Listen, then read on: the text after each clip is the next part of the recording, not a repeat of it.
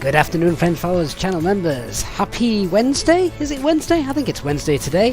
Hey everybody. Alright, hope you're all in the mood for a lovely flight down to the Greek Isles. We haven't been to the Greek Isles for...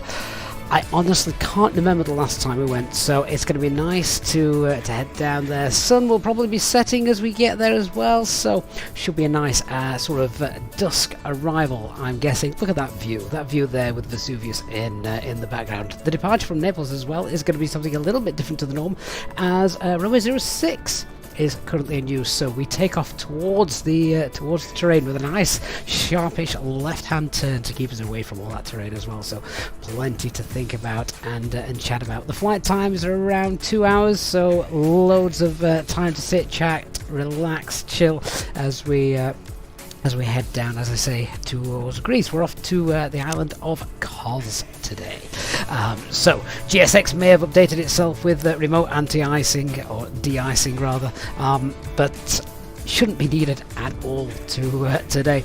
So welcome guys into the chat, aviation lover and more the merrier. And Denise, happy to see us flying down to Greece. Yeah, absolutely, great to have you on board. Hey Wally, and just on Twitch as well. Good afternoon to our Twitch viewers. So operational flight plan, of course, is pinned into the chat. If you're watching on YouTube, as always, and yeah, welcome to the Twitch viewership as well. So we're going to get ourselves set up, and looking at the things like the weather and that, it should be a really nice scenic flight. So yeah, should be good. Hey Beluga, not an ILS, no ILS there. It's going to be an RMP approach as well. So Klaus, hey Klaus, landing 2 hour flying stream for the last 2 hours of work in there in Copenhagen. Excellent, that's just worked out quite nicely for you, hasn't it? Let's jump on board and get going. Right, so, oh, this looks rather darker than I expected. Oh, I know why. So APU's off, and some douche has disconnected the ground power, so... That's going to have to all be reset. Oh, I hadn't planned for that. UK Sim Pilot, good afternoon to you as well. Hope you're okay. I should have done them before power up flows, but I'd already got the aircraft. Or I thought I had already got it set up into its turnaround state, so it should have been fine. So radar pretty which is off. Engine mode selector is already down at normal.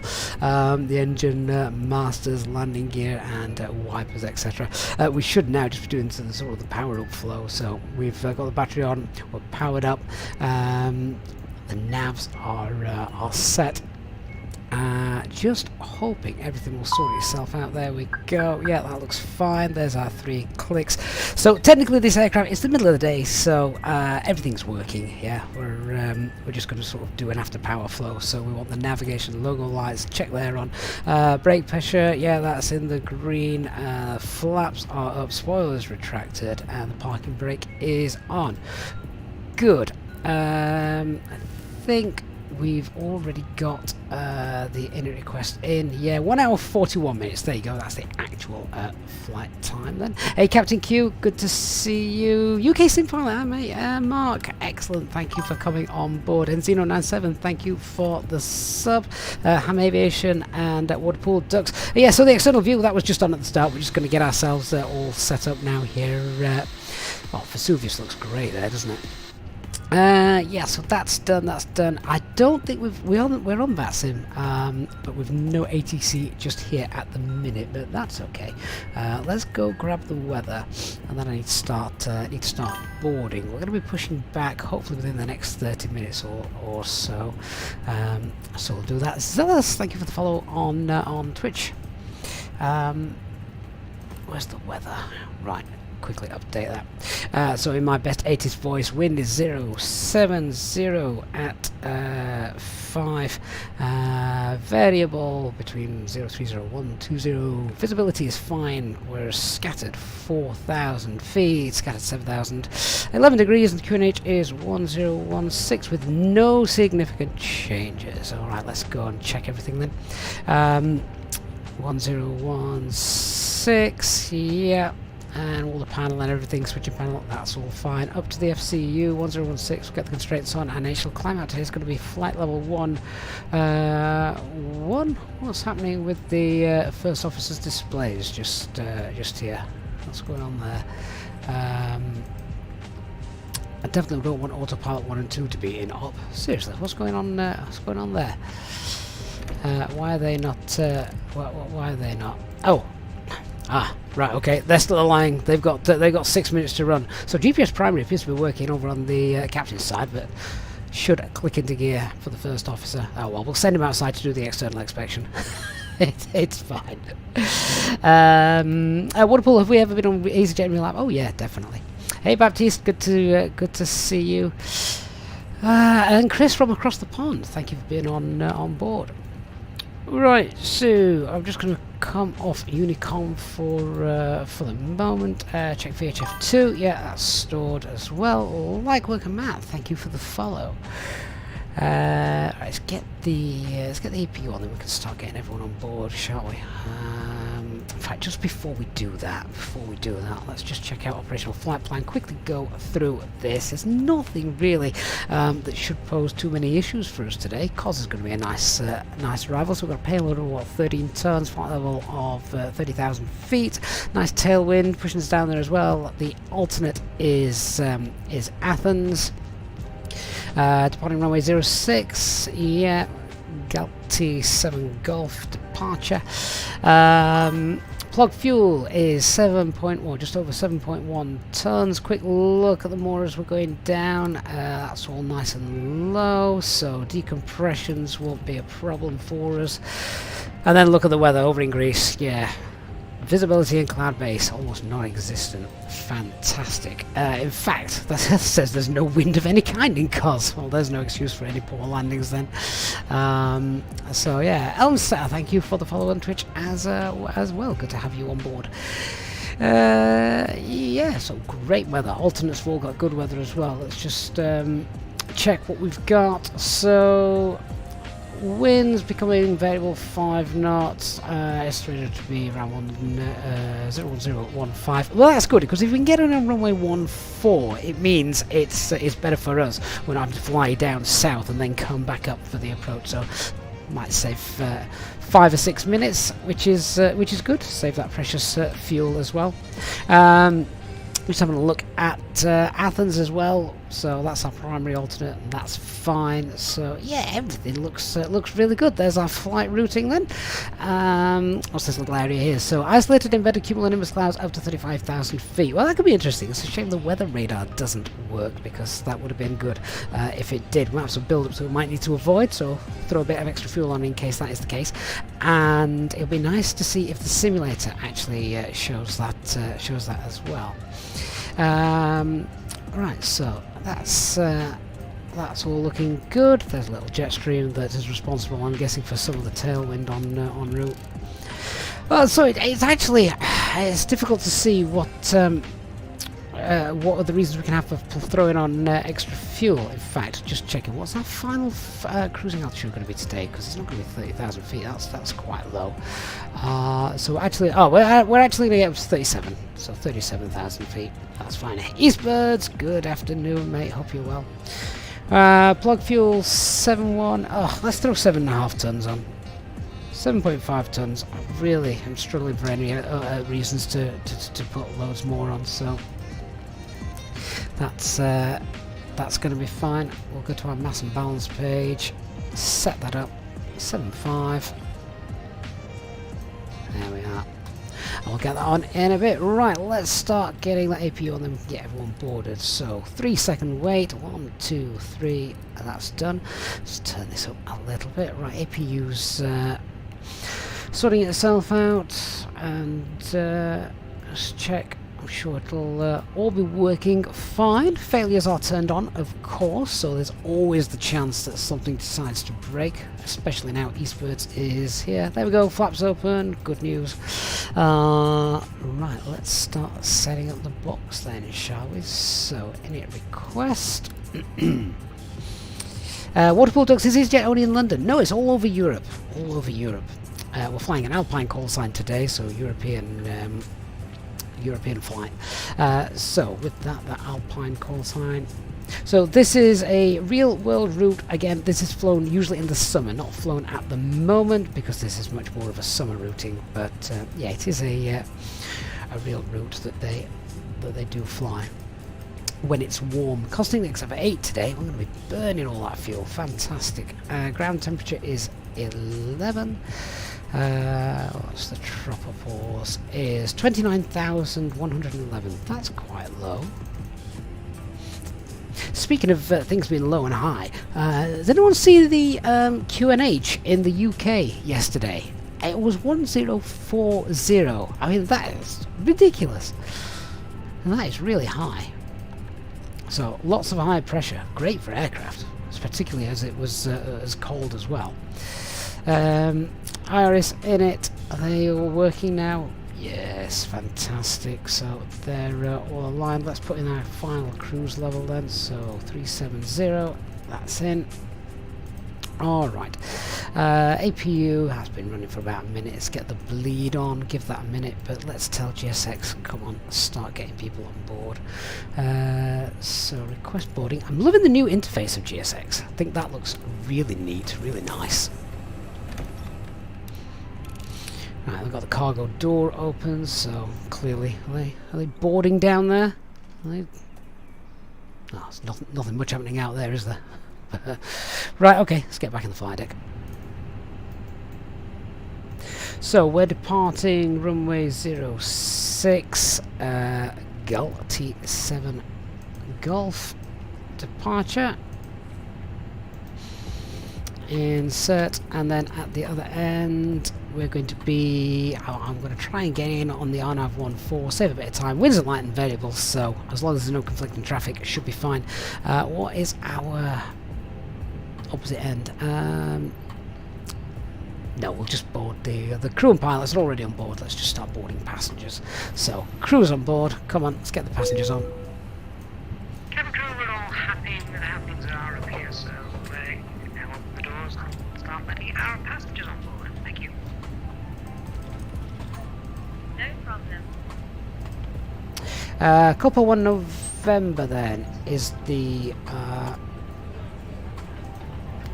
arrival, and is the via battery? I don't know. I can't remember COS. Have we been to COS before? Yeah, comes in via battery. That gives us then, just double check. Yeah, there you go. Battery, then infer, and straight down. Okay, that gives us a distance of 694 miles. The flight plan's got 693 miles. Perfect. What the hell is going on out there? Just seriously. What? Oh, GSX. Hey Ace, hey Richard, good to see you. Yeah, so that's all fine. Paranoia check. There's the loop for the departure, which is nice. Just go into plan mode and then we can see that. Yeah, this departure is really, really neat. If you do happen to be boarding the aircraft, get yourself sat on the left-hand side. I think that's going to be best for departure, possibly for the arrival as well. And there's the arrival into COS at the other end. Yeah, that's all good. All right. Okay, onto the Radnar page. So we want the Papa Oscar Mike VOR. I'm going to throw that in VOR 1. That's for the engine out procedure if we need that in a bit. Hey Relic, good to see you. And just the Naples VOR on number 2. Get that one. That's all set. In it B then, have we got our preliminary load sheet from dispatch just yet? Let's find out. Oh, no, we've not. Oh, right, okay. I'm going to have to use preliminary figures then. So, 0 fuel weight of 57.2. And just throw in the standard CFG of 30. Fuel for the alternate, let's allow 1.8 tons. That's to get back up to Athens if we need to. And then fuel planning. Dave Butler, good afternoon, sir. Great to have you on board. 7.6, we're going to be taking, what did I say? Did I say 7.5? It wants us to take 7.6. Well, okay. Well, I'm happy to take that. So, we'll update that then. 7.6 tons. That gives us a takeoff weight of 64.6, which is just above our max landing weight, but once we've rolled down the runway, we'll burn that off, and we'll probably be equaling our max landing rate, so that's okay. Nothing extra, but yeah, we're fine. We've got good weather all around. We've got lots of other alternates as well that if we need to get into, we can do. And a landing weight of just over 60 tons as well. That's fine for where we're going. Cos doesn't have the shortest runway in the world either. It's all right. Hey Dwyle, good to see you. Afternoon for me. Yeah, good morning to you. Right, on to our performance page. Can't really fill all this out just yet because I'm waiting for the whole figures. But if we just go back here, because I want 7.6 tons. Can load that instantly now. That's fine. So, going to do a flap 1 departure. I'll leave that in, that's fine. Let's get SimSmart up and check out the secondary flight plan for the engine out procedure and the thrust reduction values, etc. So, thrust reduction acceleration is 1516 for runway 6 here at Naples. 1516, let's update that.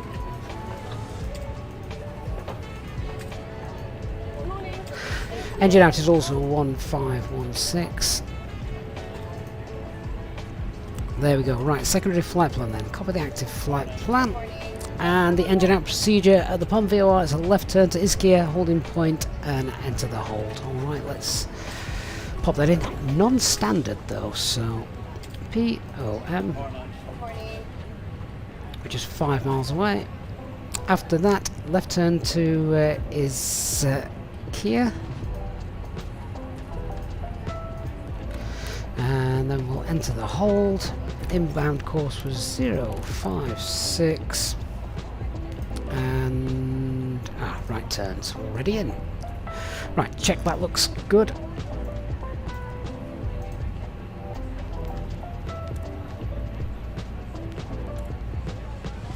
Right, so this could be dangerous because Ischia is almost directly behind us. We need to ensure the aircraft goes for a left-hand turn. It may, if it feels that the track is quicker to turn right to it, it'll initiate the right-hand turn. Why is that dangerous? Well, Vesuvius is just here.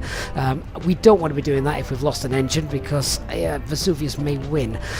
Let's force it to make that left-hand turn then. So what I'm going to do is I'm just going to create a waypoint just sort of to the northwest of the Papa Oscar Mike VOR. So based off Papa Oscar Mike track, let's call it 315, only a couple of miles away, and then that will just force a left-hand turn.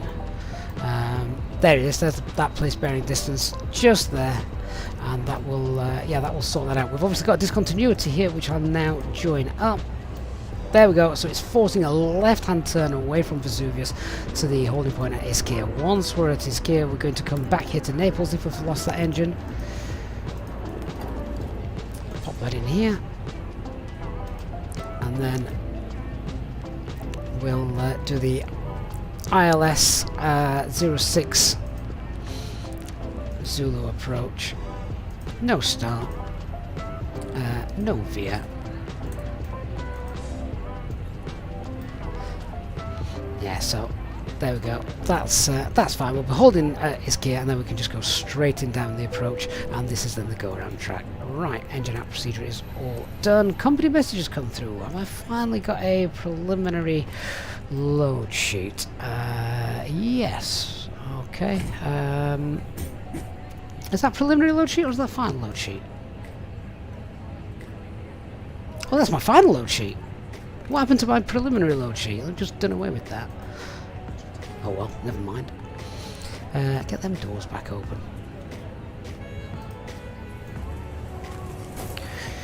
Alright, let's update the init B page then. So 038 is 57, 57.1. CFG 31.7.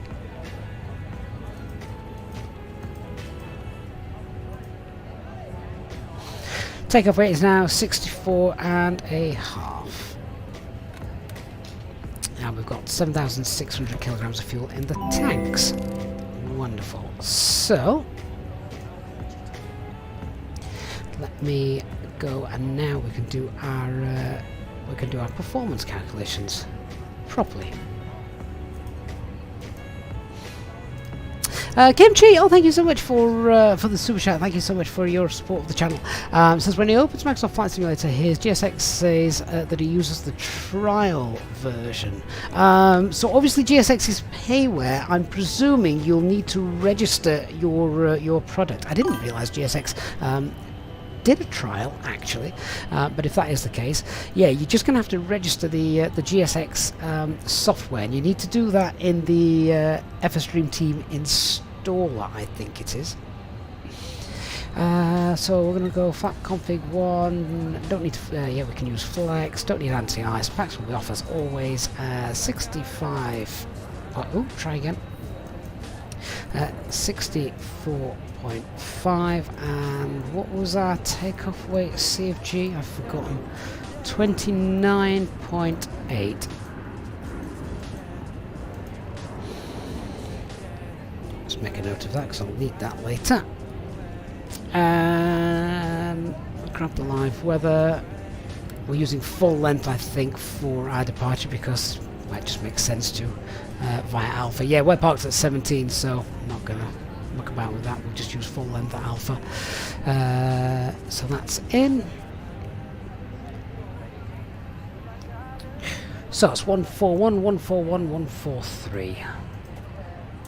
141, 141, 143. Good. Flaps 1, of course, and what's our flex is 67. Excellent. Box is all set up with last few passengers remaining. Cranky599, thank you so much for the follow on Twitch. Hope you are hope you're well. Right then, let's do the brief whilst waiting for the last few people to come on. So, as always, we'll start by talking about the weather. The weather for our departure on screen there. We've seen little light wind from the left as we're departing, nothing major, good visibility, scattered 4,000, scattered 7,000, anti-ice is not going to be required, and 11 degrees, QNH 1016, not expecting any changes. The weather en route is fine. We might have some isolated embedded cumulonimbus clouds as per the Sigma chart up to about 35,000 feet, so it'll be interesting to see if they materialise, so slight chance that we'll have to avoid those if they are scattered around. And then the weather at the other end is absolutely beautiful, clear skies, we've got hardly any wind, so shouldn't be a cause for concern at all. Beautiful weather all round. Aircraft type is A320, fully serviceable. No weather radar, however, that is still currently in up. No NOTAMs for the departure. Threats to be aware of here in Naples. We all know the biggest threat, the volcano to the south. Southeast of the airport, and then of course we do have terrain actually straight out all the way to the east as well. So that's our biggest threat. You know, if we're on the takeoff roll after V1, something's gone wrong, say we lose everything, we need to turn away. We need to get ourselves nice and safe because there is quite a bit of terrain that could cause us an issue if we don't. MSA is 8,400 feet, which is obviously quite high, so worth always having that in the back of our minds that the terrain is around. The good thing is today that the weather's pretty clear. It's VMC, but there are clouds around 4,000 feet, and as you can see, that's where Vesuvius is, around 4,000 feet. So it's just at that kind of level. So once we're above that, we might not be able to see what's beneath that cloud layer if that ever becomes a problem and materializes for us. But yeah, that's the main threat is the terrain. So don't think we've got any air traffic control on online at the moment? No, we don't, so we're going to be on our own, so it's going to be Unicom, listening to comms, etc. So, and again, a small potential threat. The other thing to note is it's a very, very short taxi, so we don't want to be sort of leaving things to the last minute. The taxi is not long at all. Let's discuss that then. So we're going to push back, stand 17. We're going to face southwest on Quebec. Short taxi to hold at Alpha. Noise abatement to departure. Our initial climb then is going to be up to, we're going to fly this little circuit here. We've got speed constraints. I'll revisit that in a moment. Then we're going to get up to flight level 110 as our initial climb. We've got that set on the FCU, and 11,000 blue is confirmed up there. Let's just check that speed constraint in the turn. His max speed is 210 knots for this turn. Clean speed is 214, so we're going to fly that turn at flaps 1, so we'll just pre-select 210. No, we won't. We're going to fly that at S speed 190, so let's just pre-select 190. That's pre-selected. So the idea will be then on takeoff, our transition altitude's 8,000 feet. It's a straight out departure to Vuno, and then we make the left turn, and we'll do that at S speed, so we'll keep the flaps out. Once we've then passed RN 601, then we can clean up and accelerate away. I've already said MSA is 8,400 feet. The emergency brief if something goes wrong then, so it's a non-standard engine out procedure here, so the idea will be that once we are at the Papa Oscar Mike VOR and make the left turn, we'll put the engine shut down and secure. Once we've done that, then we can start to accelerate to our holding point, which is Ischia, where we'll enter the hold. We'll get ourselves nice and safe at Ischia. Now, just looking at the map here, whereabouts is Ischia? Can I just quickly search that? I need to know what I'm going to hold at to be safe. So, quick check.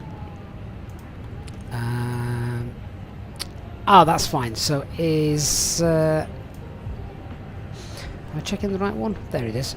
Right, so Ischia is there. So there is a little bit of terrain just to the north of that holding point.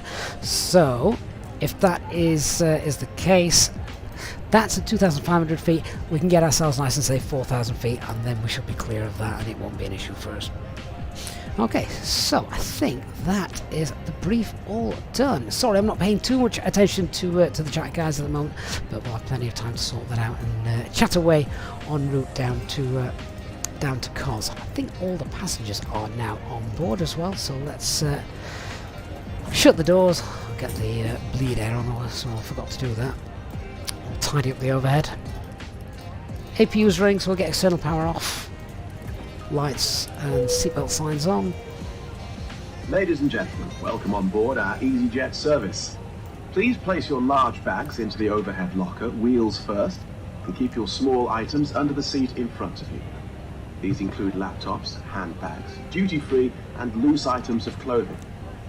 Once you have safely stowed your cabin bag, please take your seat. To help us ensure a prompt departure, we would kindly ask that you keep the aisle clear, enabling all remaining customers to board. Your seatbelt can now be fastened ready for departure. This is a no smoking service. Thank you for observing this policy. Thank you. So just quickly reading the chat, so Duan said that I mean to force a right-hand turn, don't you? Vesuvius on the left. No, we're departing runway 06, so Vesuvius as we depart will be on the right. Definitely don't want to head into that. Ham Aviation, no, there's no controller on online. And Kimchi, if you did pay for it from FS Dream Team, then yeah, you should have got some sort of registration code that you can pop in. Hey, Elk Chocolate, good to see you. And the Royal National Lifeboat Institute, 7:30. Good afternoon from Cornwall. Thank you for being on board. Right, that's done. Let's start getting ready to push then, shall we? I'll just check. Yeah, it's all nice, happy, full and balanced.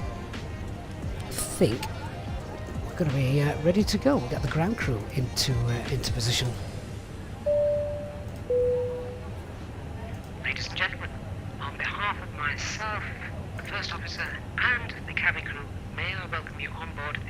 Easyjet aircraft for your flight today. The ground crew and the fueling crew have all finished, and we're just about finished with all our cockpit preparation up here. The cabin crew are making their final checks as they work through the cabin, so if you could please get yourselves sat down comfortably with your seatbelts securely fastened and give them their full attention as they begin their safety briefing. A big welcome on board today to our Easyjet Sim Pilot members, who of course are welcome to free complimentary drinks throughout the flight. Once we reach our cruising altitude, our cabin service will commence and the cabin crew will be able to provide you with drinks, snacks and merchandise throughout the duration of the flight. Once again, I'd like to thank you for choosing to fly with Easyjet today. We'll have an update for you when we are airborne.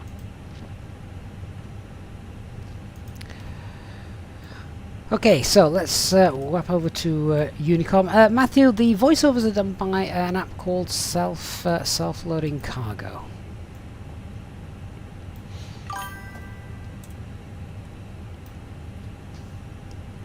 Flex, thank you for the follow. Hope you're well. Great to have you on board, mate.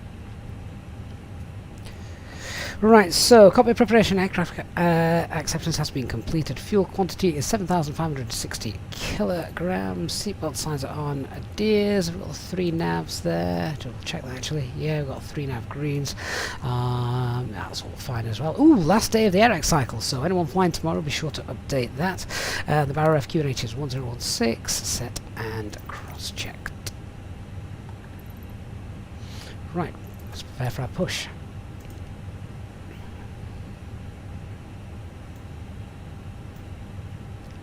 Naples traffic, Alpine 34 Alpha Mike, stand 17, pushing back facing southwest on Quebec. Hello, Captain. We are ready for pushback. Was that guy just sat in the van the whole time? Maybe. Maybe.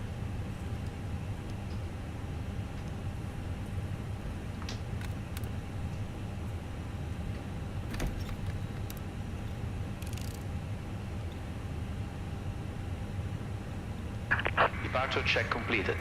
Bypass pin inserted.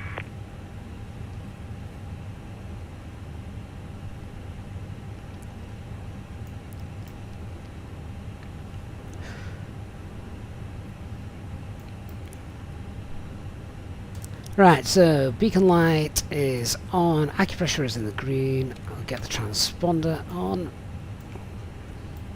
Of course, it goes without saying, I think we're not doing single engine taxi, it's far too short. Locking gear. 107 HB on YouTube says this is the stand where his Ryanair flight left 1 hour late. Heading towards Vienna. Nice. Right, before start checklist then, parking brake is set, takeoff data has been confirmed, windows are closed, EFB and phones are on silent and flight mode, doors are closed and armed, beacon light is on. I think we're ready to go. Cabin crew, please arm doors and cross-check. Release parking brakes. And parking brakes released. Commencing push. All engines clear. Started wheel. Nose wheel steering has been disconnected, so we're good to start. Engine mode selected to ignition and starting engine 1. Wonder if we'll get any stutters here in Naples. Last time I was here I had awful stuttering, both landing here and departing here. Everything seems okay at the moment, but it might be a different story when we get on the takeoff roll. Look at that, there's a rain shower right at the end of the runway. So this is what I was saying in the threats brief about, you know, it's VMC at the moment, but the height of the mountains is around the same height as the clouds, so you'd lose the visibility of those pretty quickly once we start going up. Great to see the sim depicting that so accurately. Ladies and gentlemen, we now ask for your attention while we take you through the safety procedures on this aircraft. A safety card is in your seat pocket showing the exit routes, oxygen masks, life jackets and brace position that you must adopt if you hear brace, brace. There are 2 emergency exits at the rear, 4 in the middle, and 2 at the front of the cabin. Floor lighting will guide you to an exit. Please be aware that your nearest exit may be behind you. In an emergency, leave all cabin baggage on board. Your seatbelt is fastened, adjusted, and released as shown. It must be fastened. Right, starting engine 2. And we recommend that you keep it fastened at all times. If the air supply fails, masks will drop from above you. Pull a mask towards you to start the oxygen. Brakes. Put the Parking mask brakes over set. your nose and mouth. We have a good engine start. Hold in place with the strap. Pull on each side to adjust. Put on your own mask before helping others.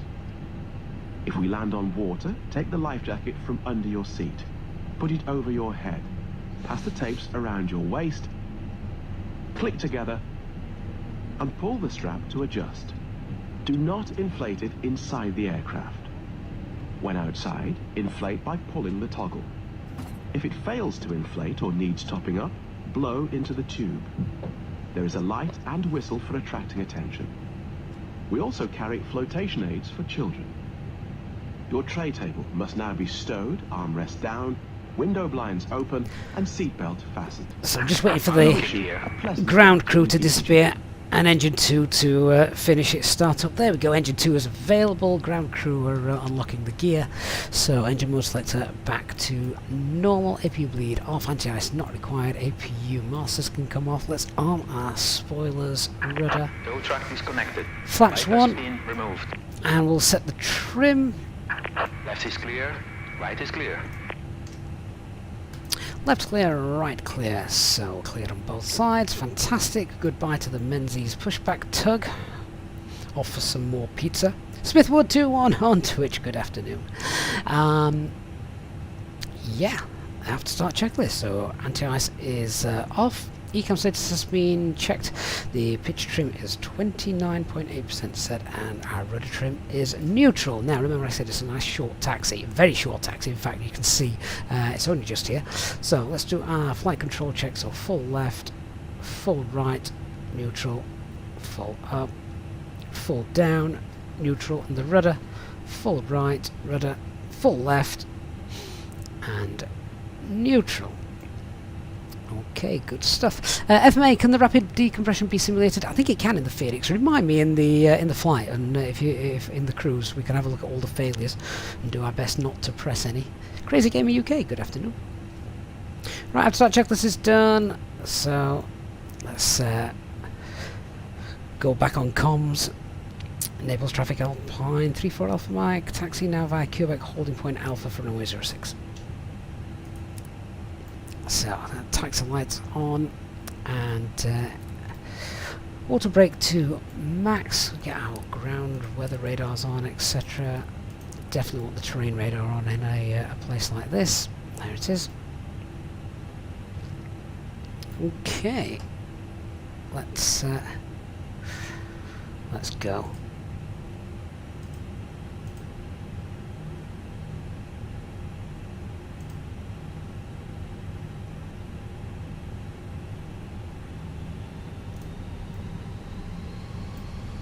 So that's Bravo. Obviously we're just going to Alpha. Night short taxi. Quick brake check. Fine. Alright, so no change to our performance. We've got dry runway figures and yeah, flex departure. QNH no change, 1016. Engine out procedure is non-standard. Once we're at the Palm VOR, it's a left-hand turn back to our holding point where we're going to get up to 4,000 feet. Departure is the Galti 7 Golf. Initial climb is 11,000 feet, and first turn to the left. We've got speed constriction, so we're going to be flying out the first portion at S speed before we tidy up. Smith, do you use the tiller instead of the pedals to taxi? You can use both, but the pedals, the rudder pedals, only give you, what is it? I think it's either 8 or 9 degree deflection. So when you're traveling slowly on the ground, then you need to use the tiller. The tiller then becomes inoperable at, I think, I want to say something like 80 knots. That might be wrong actually, but oh no, that's where the I think 80 knots is where the rudder pedals disengage from the nose wheel steering. So above 80 knots, it won't the rudder pedals won't affect the nose wheel steering. Anyway, taxi checklist. Flight controls have been checked. Flap setting is config 1. FMA is climb nav blue 152, 11,000 blue. Flex 6-7. Radar predictive wind shear is on. ECAM was takeoff no blue. And our EFB is stowed. We'll get it disconnected as well. Cabin crew, seat for takeoff, please. Both sides.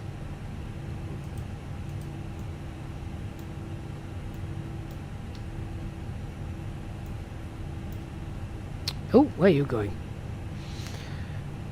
And there's elbow bug once again when I'm panning around in the flight deck to try and turn. Crazy Game, have they added vertical descent yet? I'm not sure what you mean by that. If you mean VNAV, that's been in the Fenix since release. Okay, not heard anyone on comms. Approach path looks clear. So, Naples traffic, Alpine 34 flying, landing at runway 06. Let's get all the lights on. Let's get out of here.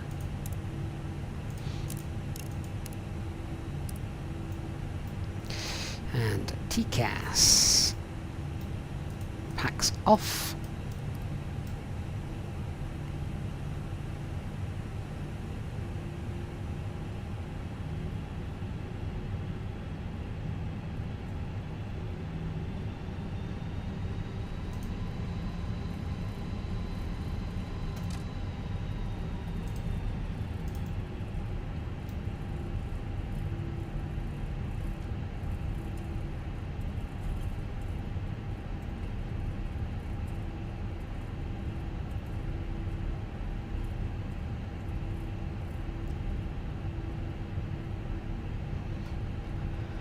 Okay, looks good.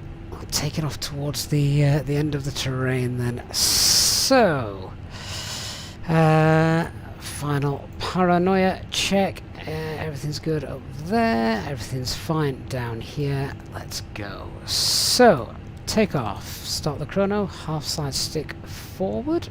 Set 50% N1.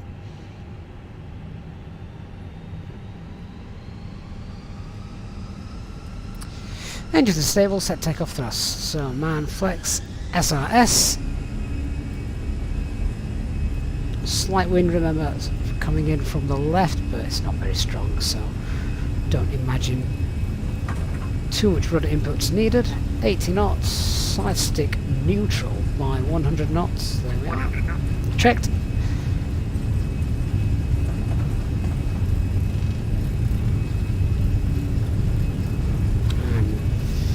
V1, rotate.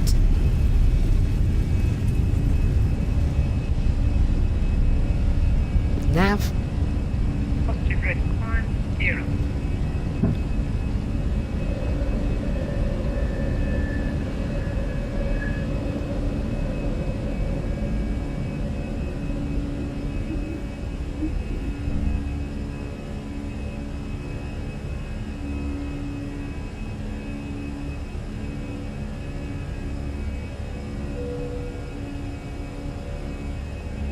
So we're just following the flight directors. There we go. So thrust climb.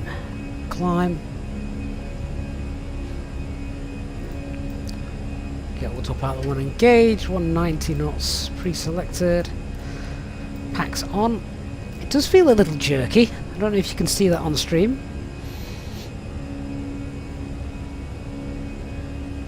We had this last time we were in Naples. I'm sure it's to do with the photogrammetry.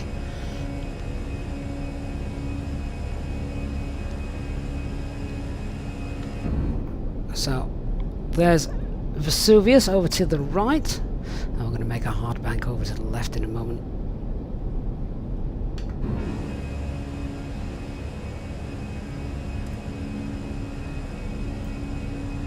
Hey Peter, good to see you. What Phoenix version am I currently using? At the latest one available. Oh, pack 2. Should we get that on? Ding. Right, here comes that left-hand turn.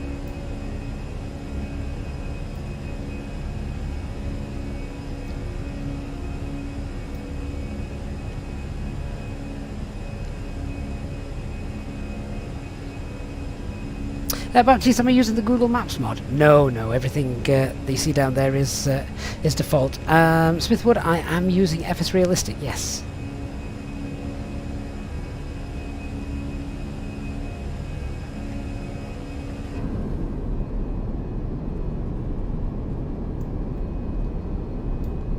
It's not too jerky at the minute, it's better than it was.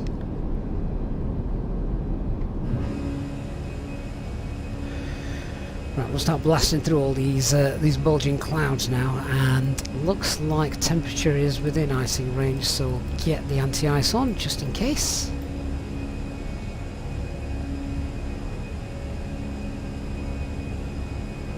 Hangman, as we're on the Twitch, no we're not, we're well we are on Twitch, we're on the VATSIM network, so that's the multiplayer environment. Right, set standard pressure. And 11,000 blue. Chris Morgans, good morning, mate. Good to have you on board. How you doing?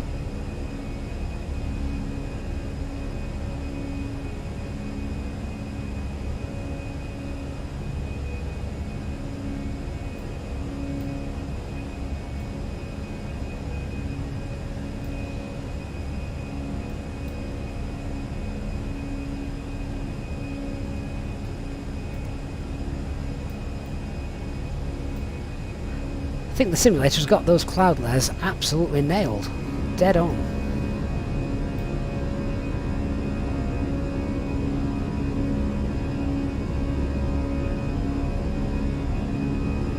Clouds are looking good as well today. Do you know what, Eastbirds? I was thinking exactly the same. Looks like a great view of that, isn't it? Smithwood, there is no air traffic control. There's no controls online at the moment, sadly.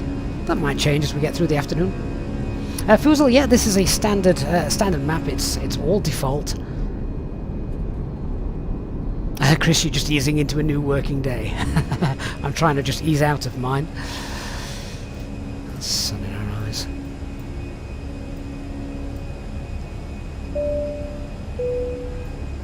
Ladies and gentlemen, please keep your seatbelt fastened while the seatbelt sign is on.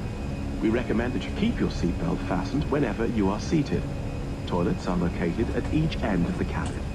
Remember that smoking is not permitted at any time.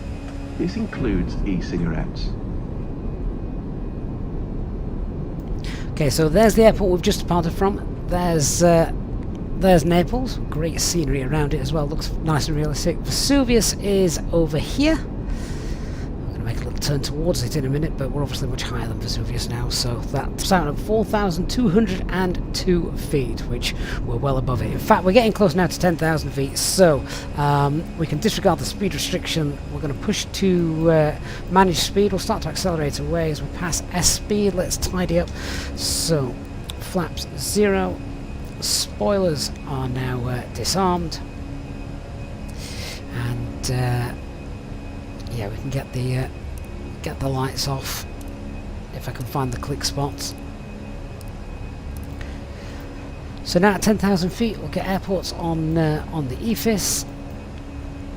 Check our progress page. So we want flight level 370 and 382 is the max. So that's going to be fine. Let's continue the climb then. And whoops. Let's continue the climb flight level 370. There's a mode revision because we've moved into VS. That's okay. 37. Let's pull for thrust climb, open climb 370 blue. Go onto the performance page. Cost index of 0. It's a little bit bumpy, so my click points are all over the place. Radnav page, we'll clear that out as well. And secondary flight plan, copy the active. Done, we're on our way. Right, I'm going to clear the cabin crew out. They can start sorting out your drinks service. Get rid of that now. Above that cloud layer, I think we're going to be alright for a bit. So we'll get the anti-ice off as well. Now we're no longer in the clouds. How are we doing? Tracking that turn. I think probably get the seatbelt signs off now. It's a little bit bumpy, but nothing you know, sort of too major. Ryan Aviator on Twitch says he's just started his own flight simulator business. Oh, fantastic. Which aircraft? Juan, if you're on the VATSIM network, yeah, you can join us. Chicago Skyhawk, so there was a reason the flaps were out. We were flying at S-speed due to speed restrictions. So yeah, they were out deliberately. And do ask, what throttle am I using? So I'm using the Thrustmaster TCA Captain's Pack, both the throttle and the side stick, flaps, levers, spoilers, etc. Brian, in the absence of air traffic controller, we just follow the standard instrument departure altitude and speed restrictions as per the charts. Yes, but once you get to 10,000 feet, the speed restrictions can be disregarded. Right, that is it. We're on our way. Seatbelt signs can come off. We can enjoy the beautiful view of the coastline. Ladies and gentlemen, the seatbelt sign has now been turned off. You are now free to move around the cabin and the toilets are now available. However, when in your seat, we recommend that you keep your seatbelt fastened at all times in case of unexpected turbulence. Please contact a member of the cabin crew if you require assistance. Thank you. That looks nice down there, and as you can see, the ground, well, I say the ground, the water, no white capping, so nice and light winds. Ryan Aviator, so it's I see, so it's a sort of a flight sim help kind of thing. All right, nice. Good luck to you.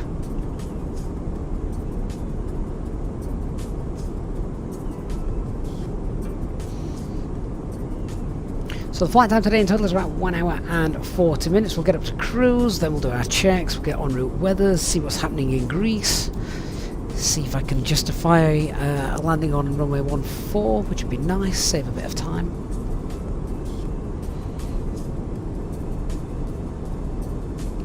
I've just got one thing missing from this flight, and that's a nice cup of tea.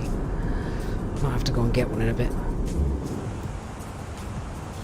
Love this when you get this, the sun shining through and the shadows of the flight deck casting on itself. That's amazing stuff. They even reflect off the push buttons as well, look. So good.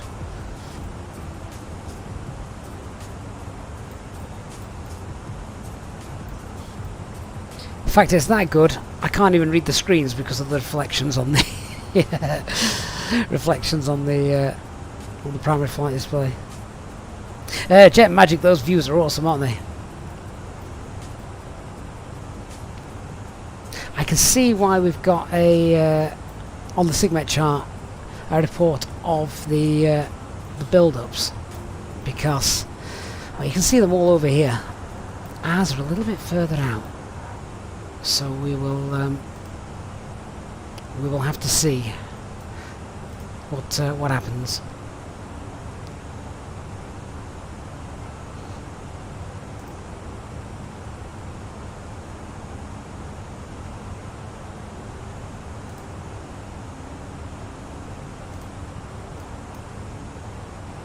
Crazy Gaming flight is around 1 hour 40 minutes in total.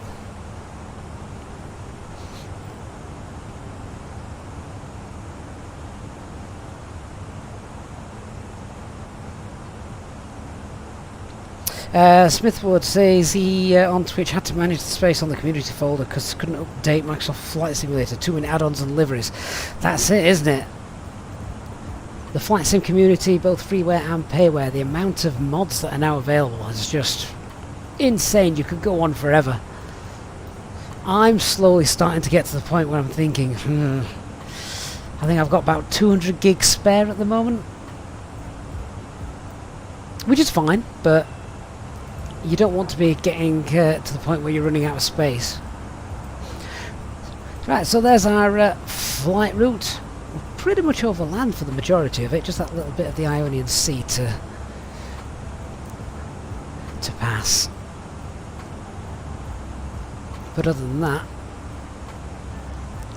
should be a nice daytime flight with nice views below. Ace Airstream, hi mate, says, well, I took the plunge and did my first VATSIM flight yesterday. That is amazing. Says, surprisingly nervous, but great controller at Edinburgh. Was just him and you. Excellent. Needed to go around at Bristol on Unicom. It was okay the second time around. To be honest, going around at Bristol's not that unusual. It's one of those really wonderful airports built on the top of a hill and exposed to the elements. So, yeah. But Ace, how did you feel when you did it? When you made it and committed to that first flight on your on the VATSIM network? Yeah, feel good, did it? I bet it did. Crazy Gaming, which A320 do I think is the best one? Fly-by-wires or this one? So, just the same thing as I say. I think a lot of times people will have heard me say, if you enjoy the fly-by-wire A320, you would love the Fenix A320. Having lots of extra things that work on the Fenix because it's perhaps a little bit more true to life at the moment. Things like the go-around track, for example. So just there, Ace Airstream said he had to do a go-around at Bristol. Well, if he was in the Fenix, then he could fly the go-around in nav mode, and it's all there, it's programmed in, so you're not having to manually do that, which is like it's done in the real world. And as a single pilot on the VATSIM network, managing air traffic control communications, there's a lot to do with the go-around, so that does help. Secondary flight plan as well, so if you lose an engine, which again is something that can happen here in the Fenix aircraft, like it can in real life, it's just all there and working for you, so yeah, nice. Duest, oh mate, thank you so much for your channel membership. Welcome to the First Officers Club, my friend. If you're on Discord, make sure you get yourself into the Discord network as well. Simflight UK on Twitch says Adult Linker is a lifesaver. Yeah, I know loads of people use it. I don't myself, but I know loads of people do use it. But I guess it's still taking up space on the drive, isn't it? Whether it's linked or not. So I think I might have to invest in something a bit bigger soon. In fact, like 107HB has just said on YouTube, glad he got a new 2TB SSD, he doesn't have to worry about running out of space. Well, you say that, give it another few years and we'll see.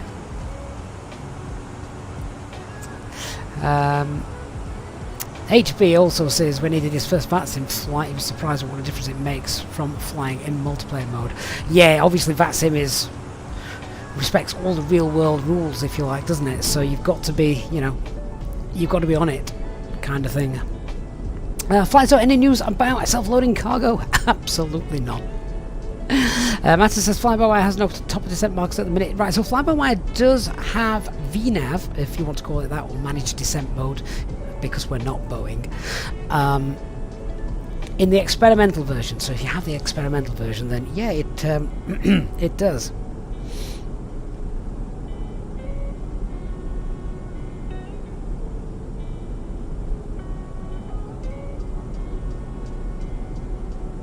Tobias Gilbert, good afternoon, sir. Says, hi Gav, just wanted to stop by and thank you for your fantastic streams and videos. They inspired me to get into the flight sim again after a 13-year break.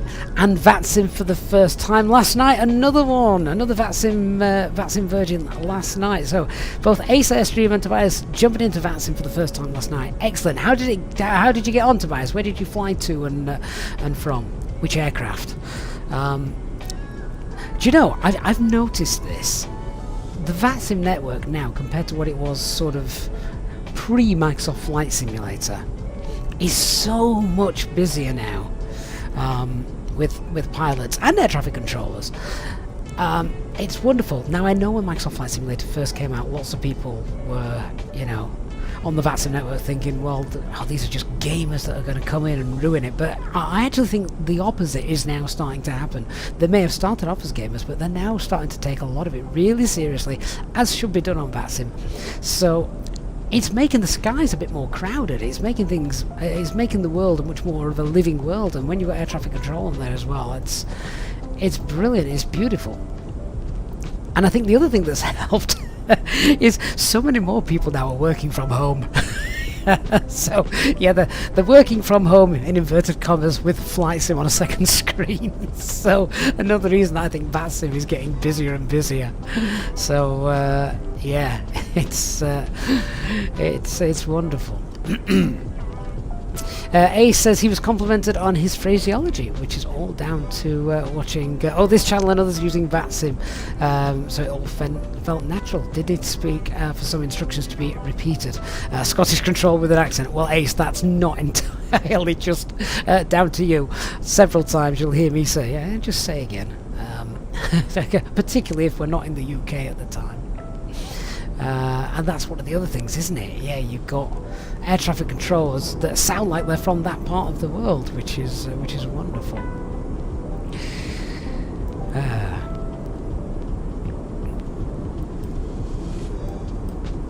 Hey, so Baron says, did people used to fly the default as A320 when Microsoft first came out on VATSIM? Baron, I did. Yeah, I did. So when Microsoft Flight Simulator came out, I flew 3 flights with it, just to see what worked, just to see what didn't work, and then I went on VATSIM with it. And it was okay. We didn't know any different then, did we? For Microsoft Flight Simulator, you know, it was new, so it's all we had. Then Fly-by-Wire came and made things far, far better. GSX says he started as a gamer, never touched a flight sim before in life, in fact started with DCS in 2021, but then has now transitioned over to Microsoft Flight Simulator. And are you enjoying it, GSX? Is it what you wanted? Hopefully you're enjoying it as much as the rest of us. So Tobias, you did Zurich to Copenhagen, 4 air traffic control at Zurich when you started. When it was time for pushback, there was 27. Wow. So that might not have been my first choice of flight for my first one on VATSIM. But, you know, if you're happy, then great. Go for it.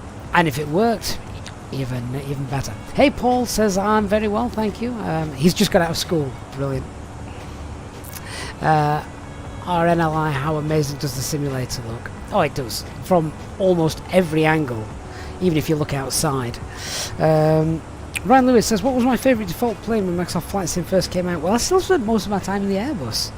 And I thought for a default Airbus, it was... And I think we can still say that. I think for a default aircraft, the default Airbus A320 was the most advanced default aircraft to come out with a simulator. A lot of that is what kind of spurred on this channel. People were jumping into it and couldn't fly it because you still had to program the box, set V speeds, the auto thrust, you know, worked how it should do with climb, detent, thrust, climb, etc. And I think it confused a lot of people because let's say, the basic systems were all there and worked. FMA, let's have a look, see if rapid decompression can be simulated. Let's have a look at the failures menu, shall we? That's not the failures menu.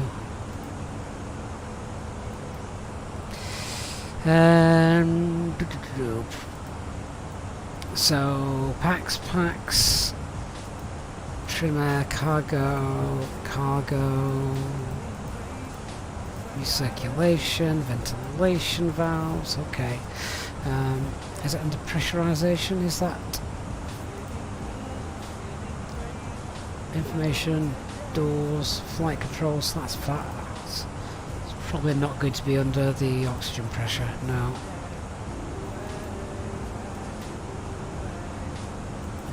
I guess if you open a door that would do it. So, engine bleeds,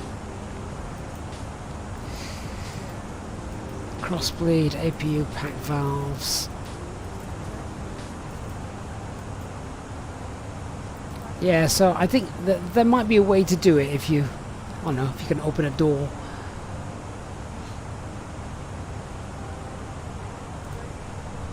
Which I'm not going to do.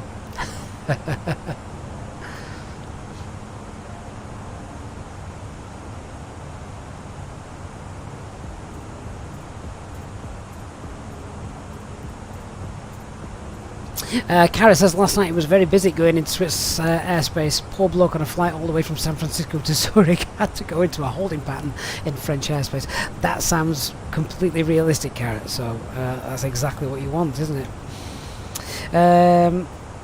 Aserlak, greetings from Greenland on Twitch. Oh, welcome.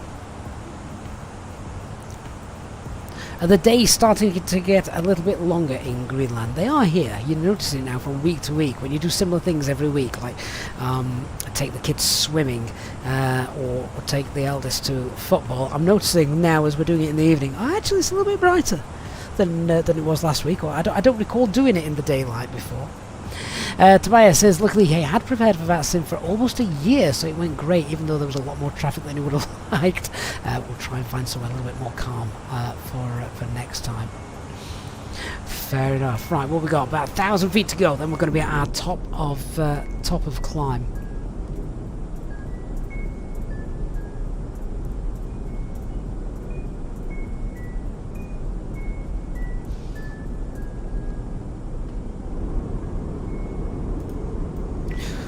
Well, not much to see on the ground, is there? There was a lot of IFR airports over Europe this morning. I think it was just a lot of fog knocking about.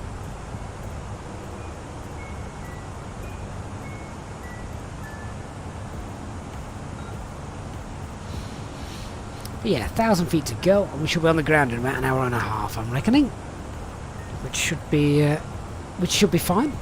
It needs to be fine. I've got a school run pickup to do in about an hour and 35 minutes. So yeah, we need to get in first time.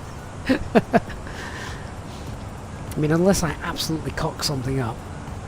The weather's looking really nice, so that shouldn't be too much of an issue for us. Right, what are we at? There we go. Flight level 370 coming up.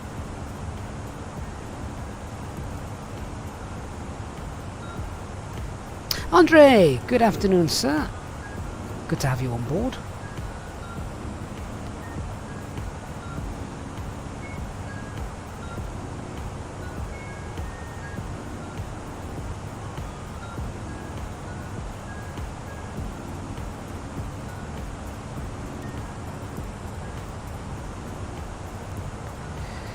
So have a look at some en route weathers as well once we get there. Brindisi I think is not a bad shout. There we go, that's about 70 miles away. And then we're over the Greek Isles. And we got Mac Altstar. Colin! Hey Colin! How you doing, my man?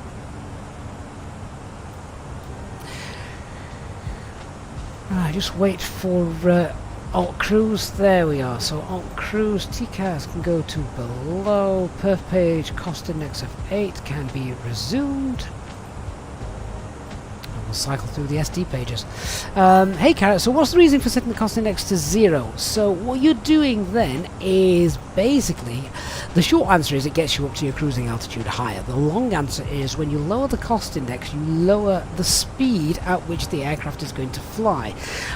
In order to lower speed, you raise the nose of the aircraft. So it raises the nose of the aircraft, it flies, it climbs quicker, so you've got a higher VS rate.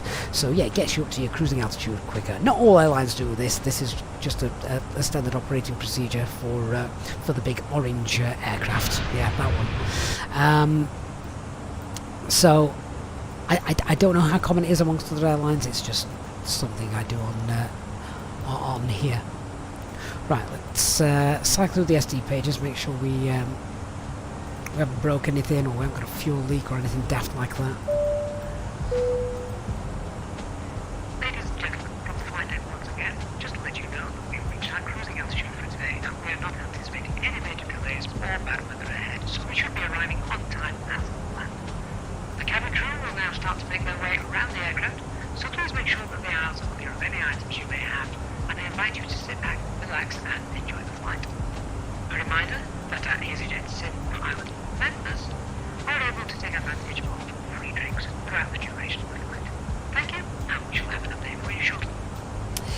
And looking at the fuel, that tallies up with what we went with, so yeah, we've not lost any en route, so everything's fine.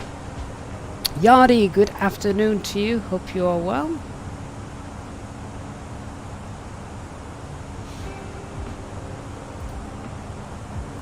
Carrot says we'll definitely do that on his next flight. The climb can feel tedious at times. Oh, you need to fly. You need to fly for Easyjet then, Carrot, if you're going to do that. Crazy Gaming UK is also now visiting us on Twitch as well. Hey, Techno TV, should we call the police on him? Maybe.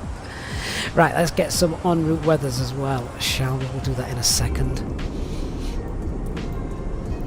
It's looking all right down there, isn't it? I don't think there's anything too bad. Oh, that hum of that engine.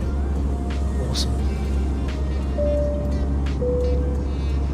In just a few moments, we'll commence our in-flight service, offering you the chance to purchase a selection of hot beverages together with drinks and snacks from the bar. We accept payment in pounds, euros, most major currencies, and debit or credit cards. The correct change would be greatly appreciated. And if we could be of any further assistance, then just ask us as we join you in the cabin shortly.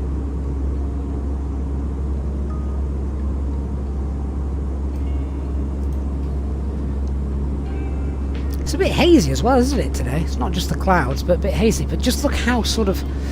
You've got the mix of the soft clouds, and then you've got, like, well, I don't know, call them maybe hard cauliflower head clouds as well, which I think always look really impressive. They're the kind of clouds that you look like you could physically stand on or get hold of. Yardy, so you're not doing bad. Got a job interview tomorrow. It'll be better than his old job. Well, fingers crossed for you then, Yardy. Good luck. Brian Crawley, good afternoon. Hope you're well. Hey, Colin Hunt, good to see you from Sutton Coldfield. Glad you're enjoying the flight and the stream. Keep you, hopefully keeping you entertained and company for the next few hours. Techno TV on Twitch says the window views are just so good. They're amazing, aren't they? Yeah. You could easily, particularly if you're watching on a smaller device, so the resolution is, you know, really crisp. You could easily be forgiven for thinking that was a real live sort of camera stream. Spacey65, thank you for the follow on Twitch. And Mike Reed celebrating 11 months of Captain level membership. Mate, thank you so much for your support. Saying great streams. Made it to Captain at last. You can move seats now. Yeah, you can have mine. Good to have you on board for today, Mike, and thank you for your amazing support. Really do appreciate that. Over nearly a year of supporting the channel. Thank you. Adley says we have a big difference in weather in Greece. Here in Thessaloniki, it is cloudy and 9 degrees with very light rain, and in Kos it's 17 and partly sunny. Thank goodness we're going to Kos then. Capstretch82, thank you for following as well on Twitch. Right, so en route weathers, what we got? Brindisi would be a good choice. That's just down there to the left of us. In fact, is there a gap in the clouds? It's down here somewhere.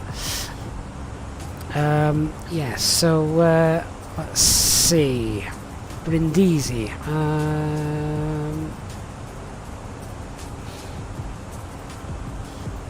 Weather request.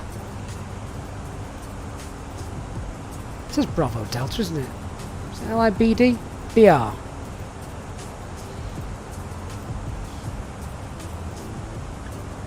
Send that off.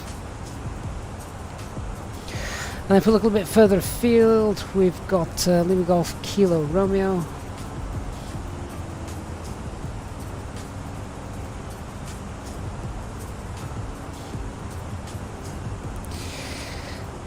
Athens, I think, will probably be the next safe bet.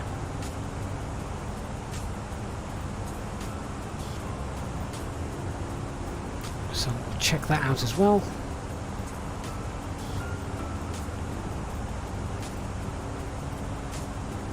And then we'll actually have a look at what's going off in Kos as well, which is LG Kilo Oscar. Send those off, we'll flick through those in a sec, see what's happening.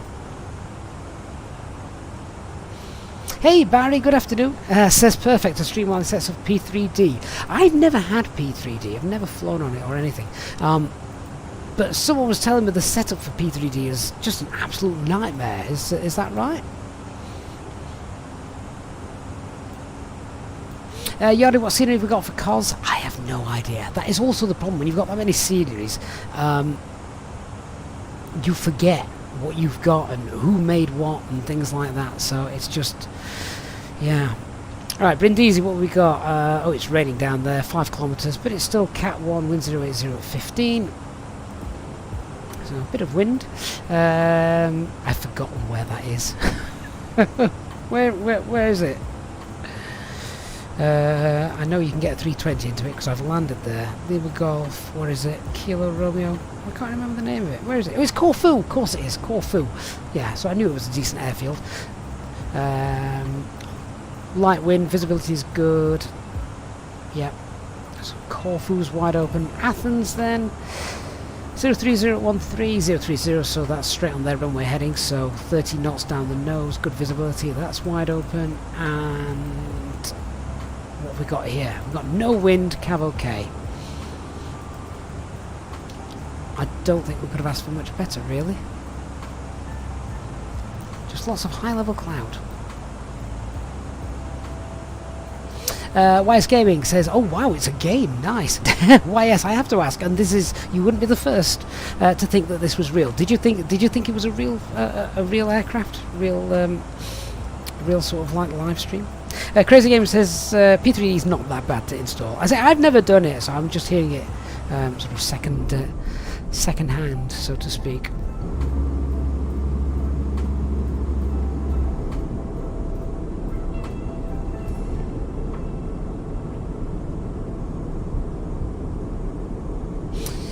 Brian Crawler says there is a lot of tweaking required in P3D. There was in X-Plane though as well, isn't there? I think that's something else Microsoft Flight Simulator's got going for it. Yes, you can mod it as much as you want, different aircraft, new sceneries, things like that. But installing mods has never been easier. Download it, drop it into the community folder. Done. So that... no more sort of installing to program files and then running a program in the background and all of that rubbish for those of you who have endured Flight Sim 95, FSX, Flight Sim 2000, those days.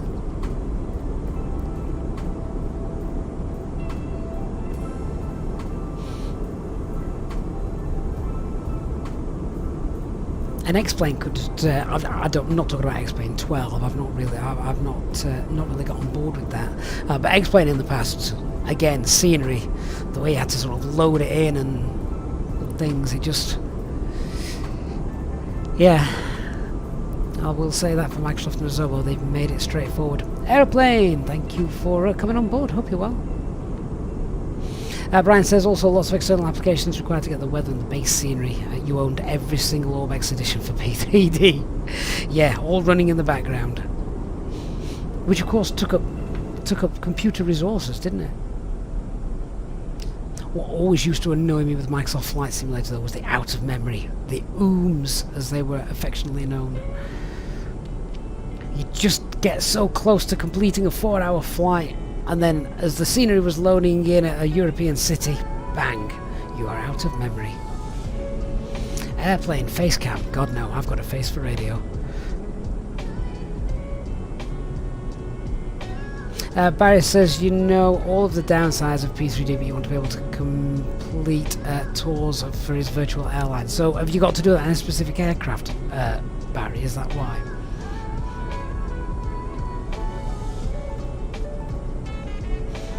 Crazy Game Uber says the only problem with X-Plane is he can't get his joystick working. Well, if anyone can help you out in here, then maybe they can assist.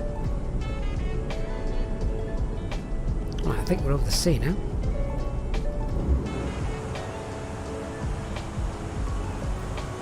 With Corfu pretty much directly in front of us, although I don't think we can see it just yet. No, not yet.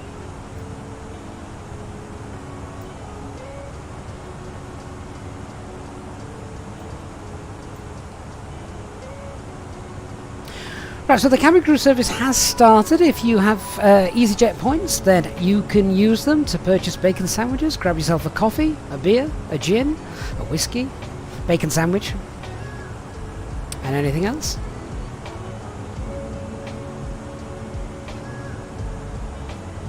Just says his A320X is stuck to the ground, it doesn't want to move. Are there chocks or parking brakes or cones, anything like that you need to remove first? Might have to look on the EFB ground page for that.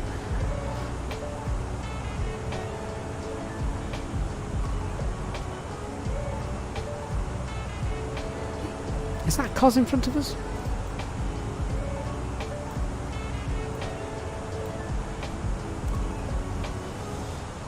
Could be. Down there. It's obscured by a cloud though.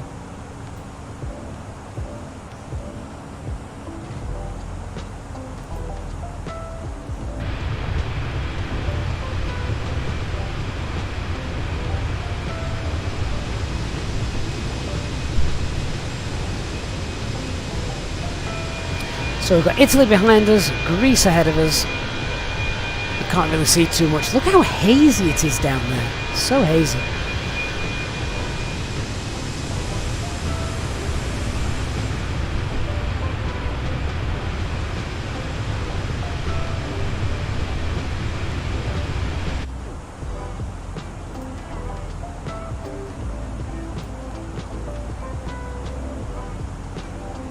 Right, let's do a fuel check then. We've been flying, what, 40 minutes? So, Tigra. Let's see what we should have.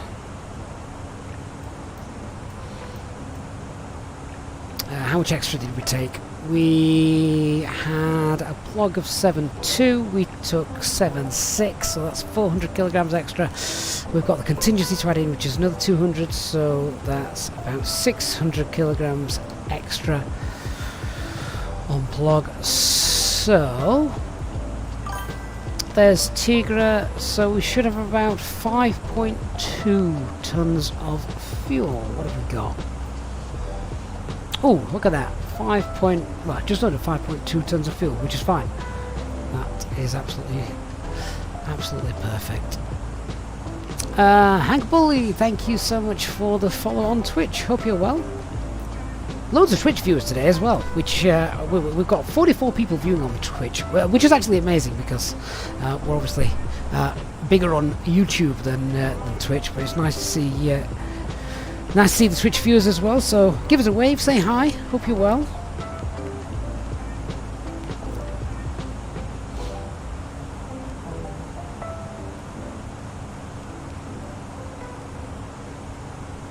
Oh, Lewis, thank you for the wave.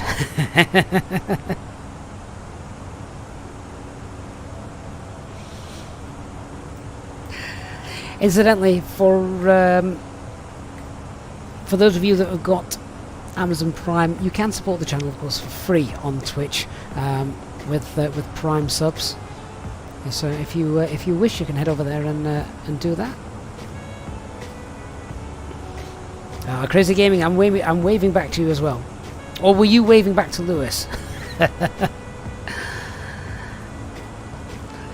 Lewis Aviation on YouTube. Hi mate, how you doing? It's been a while. Oh, I'm loving the new. I'm loving the picture. Your avatar, the British Airways. Fantastic. A membership. First officer now, Lewis Aviation, for 20 months. My God, you'll be coming up on 2 years soon, Lewis. How are you doing? Hope you're well. Hope you've not broken any limbs.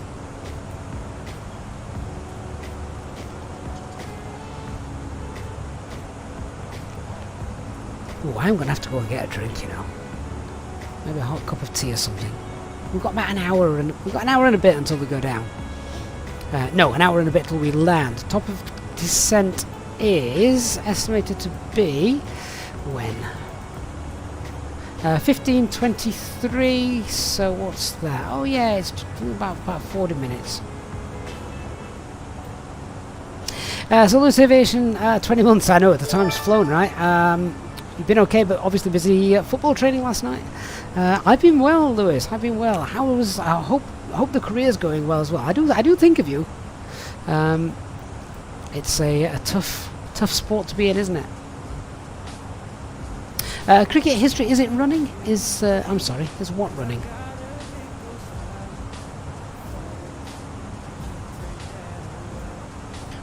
Well, bang goes my beautiful views. Look, it's just going to get very cloudy in a minute. Very cloudy. What I really like is the effects of the shadows, the clouds casting shadows on themselves. That is what I think really does make the clouds stand apart.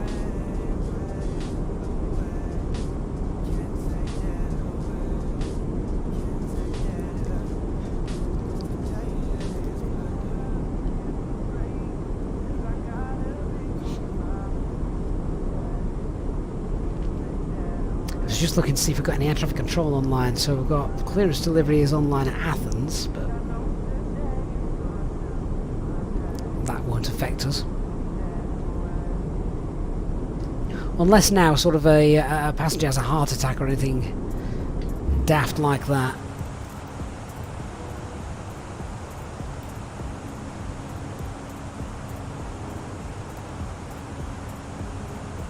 So what we could do now is, if we wanted to, we know if anything goes wrong right now, then Athens is probably the best place for us to get into. How far away is Athens? Sort of like a it's probably about 180 miles away, which it isn't that far. And you know, Athens, it's a big airport. There's lots that's nice and safe. And yeah, quick look at the charts as well. So as we're coming in, the best way to get into Athens would be, because we're coming in from the west. So quick search for the Athens charts.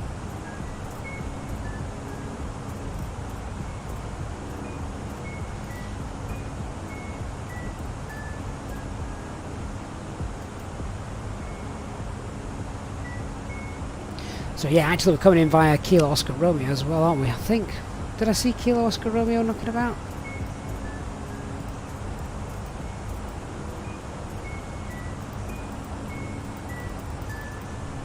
Yeah, there it is. Kilo Oscar Romeo's just there. So if need be, we could do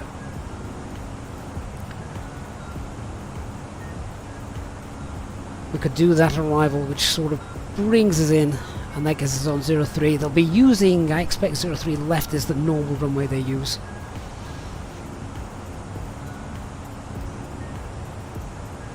So, vector ourselves straight in. We could then pop in LGAV.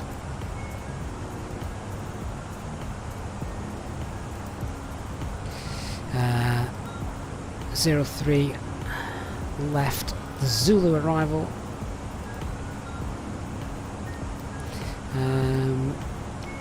Don't think we'd look at any stars for that. We could just get ourselves in.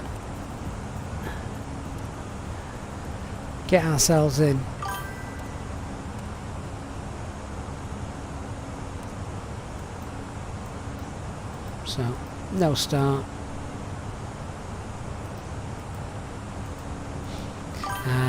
But if we find the arrival page 03 left,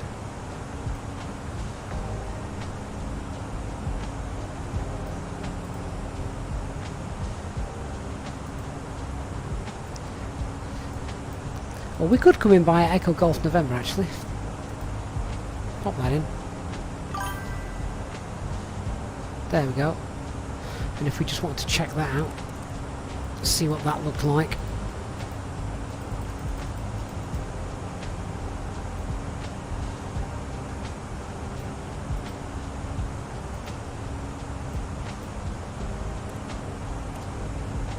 There we are. So we've basically got a flight plan coming in now to Greece, 03 left, if we need it.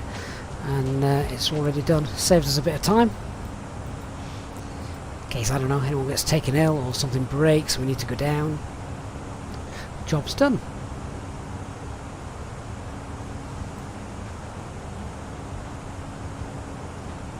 Ricky is off to do the school run. Thanks, Ricky, for being on board. Chris says it's just started snowing where you are. Chris, where are you? Hey, Jayhawk, didn't know you were on board. Berek says he's a paramedic and has done lots of standbys for sick passengers. Wow. The problem is that the plane has a lot of fuel, and they go to a near country instead. Yes, yeah.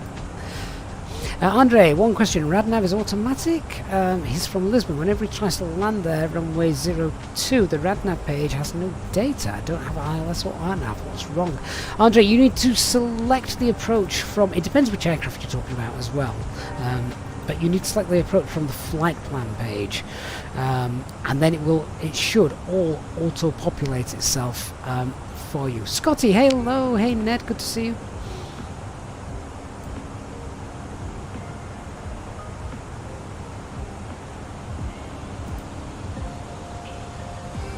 Hey Mark, how you doing? On Twitch. Redeem the highlight your message. Fair dues. I've seen you, Mark. Giving you a big wave.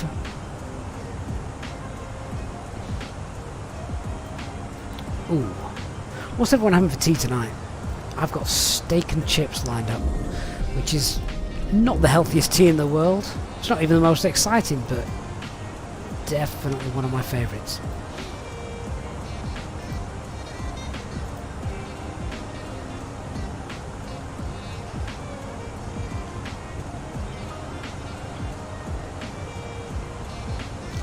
Right, let's get the charts pinned in for our arrival. So Chris, you're in a small town just south of Washington DC, moved there mid last year from England, East Anglia. The wife is US and the job's brought you there. Oh Chris, that's dedication to your wife, isn't it? Moving halfway across the country. Well, it might be dedication to your job actually more than your wife. Hope she doesn't watch the stream. Right, what charts do I need on here? So the arrival chart is 10 to Echo.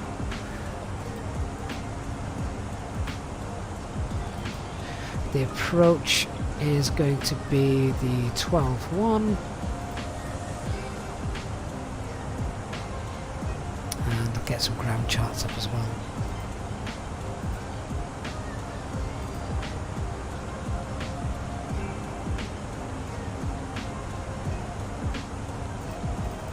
So we'll look at the parking information. No docking system available. Parking permitted only under instructions of Marshal. If Marshal's not in sight, aircraft will hold position till there's one there. Right, okay.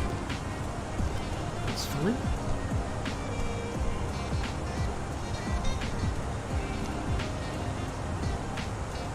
Hey, Robert 1966. Good afternoon. Yeah, it's not got much to do with aviation. Hey, so Crazy Gaming UK, you're having sausage, eggs, and chips. Nice. Again, it's simple, it's straightforward, but it's also tasty.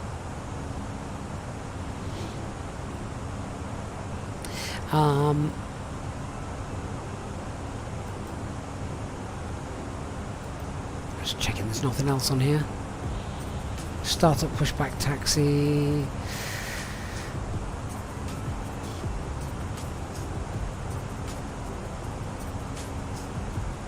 Pushback, pushback, pushback, that's fine. Let's have a look at the actual airport itself. So, runway 14, slightly steeper approach, not much. There's 3.03 degree PAPI angle. 45 meters, that's sort of fine and normal.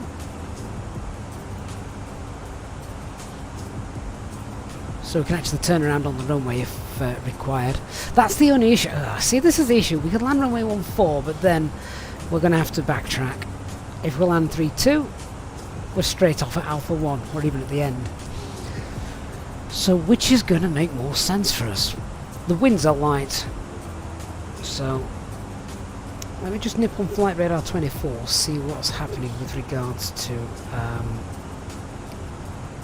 real life. It's probably not that busy, to be honest. It's not busy at all. I think we've got like 4 flights a day. An A320 landed there, but that was 6 hours ago.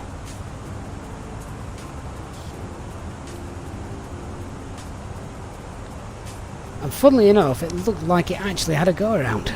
If you check that out on Flight Radar 24. Interesting.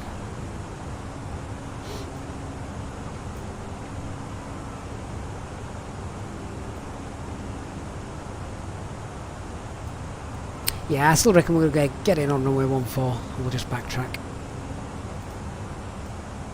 That's fine. Chris, how was my Chinese at the weekend? Beautiful, it lasted 2 days. Mark's having chicken jalfrezi, that sounds nice.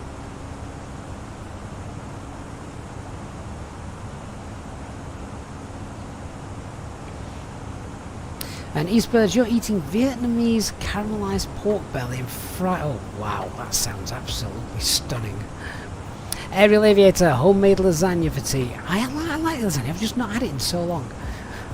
I'm going to tell you something a bit weird now. So, is it weird that I don't like pasta, but I do like lasagna? Scotty's having a pot noodle. That's the bloke's equivalent of cooking.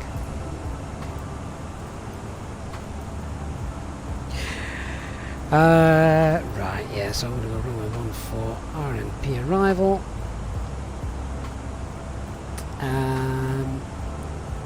What's the star that we're doing to get in there? It's the Copar 1 November.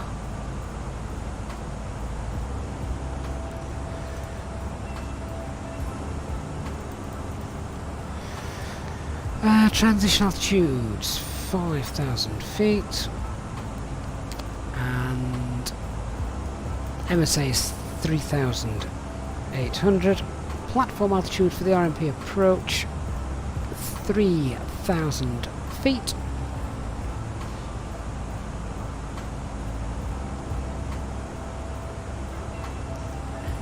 Oh, that was interesting. And we've got a VNAV, LNAV, yeah, that's going to be 667 for the minimums. Runway visual range is well above 8,000 meters, so that's fine. If we need to do a missed approach, 3,000 feet. Continue on runway axis. Runway axis, I've never seen it called that before. Usually runway heading. Robert, when do we start the descent? In about 25 minutes, I think.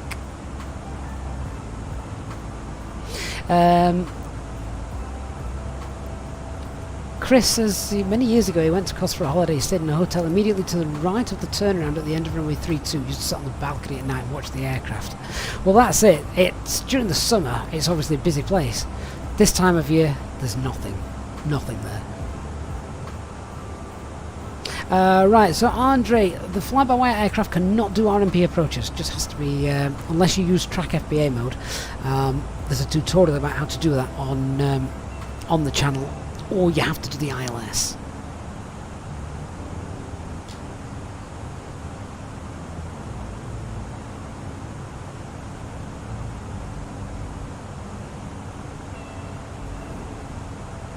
Matov on Twitch, is this the Ryanair flight from Oslo to Gdansk? No. Why would you think that? Pete Mosley, hello, good to see you. Yeah, Chris is right, Scotty, there's nothing wrong with a pot noodle. I've not had the sweet and sour one. Do I need to get it? I love how we're cloud surfing at the minute.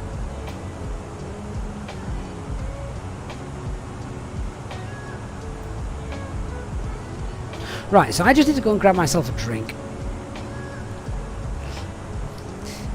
Matov says, oh, sorry, wrong flight. It's a bit late night, mate. You're just stuck at 37,000 feet with us. You can't get out. Right, I'm going to go grab a drink. I am then going to... yeah, I'm going to grab a drink. Then when we get back, we shall have a look at the arrival and set the box up, brief it all, get ready for what should be a nice arrival into cars. Hopefully the clouds are going to clear though, because otherwise it's going to be a bit dark and gloomy down there. And well, yeah, definitely don't want that. All right, guys, I'll be back in a couple of minutes.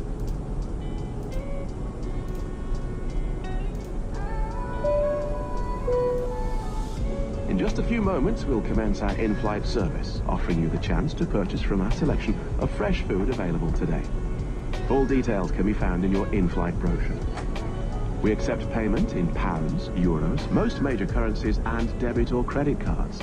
The correct change would be greatly appreciated, and if we can be of any further assistance, then just ask us as we join you in the cabin shortly.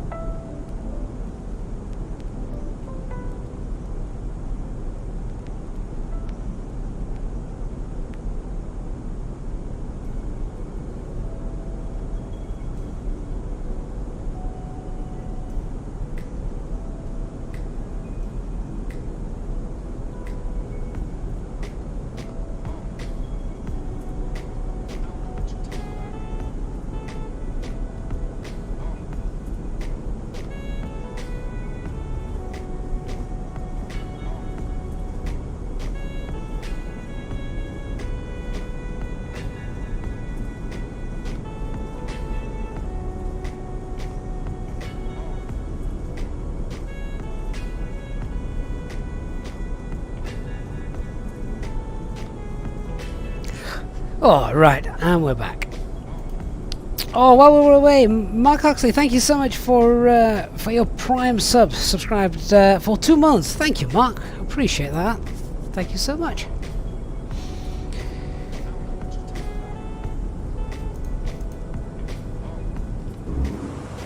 What time does the sun set in Cols? Anybody?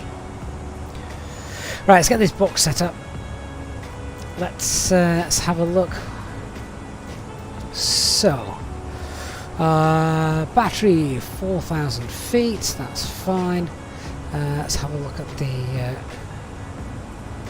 the arrival. So, we're coming in at Copar. We need to be at or above 4,000 feet with a max speed of 185 knots. Then, so.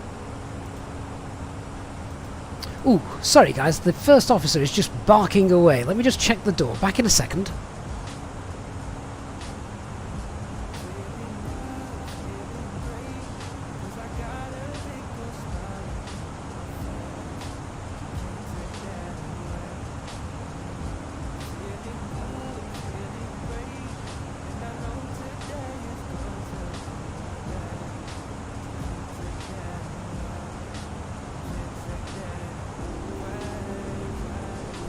Yeah, sorry about that.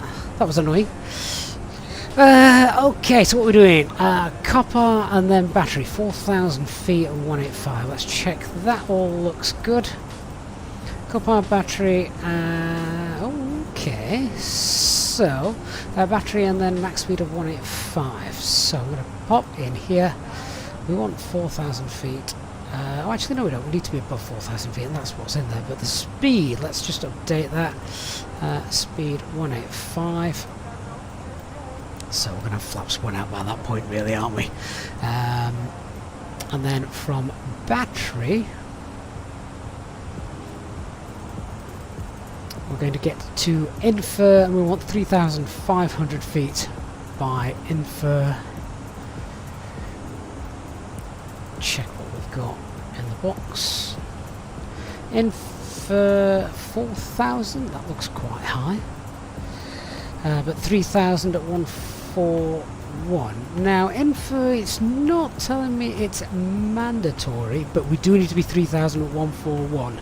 Now, looking at the approach here, we've got 8 miles between the start of the start of the descent. So, I think what we'll do is we'll do a we'll make sure that we can do a decelerated approach. There's 8 miles to run, so as long as we are we're flaps 2 and we're sitting pretty and happy, then we'll be okay.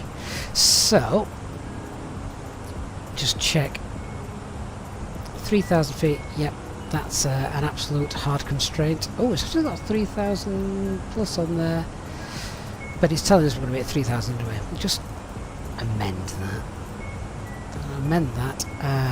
And we'll tell it we'll go on 60, and that'll just help the profile out for the descent. Yeah, that's better. That's okay. We're already going to be slow enough to get flaps 2 out anyway, because we'll be below 200 knots.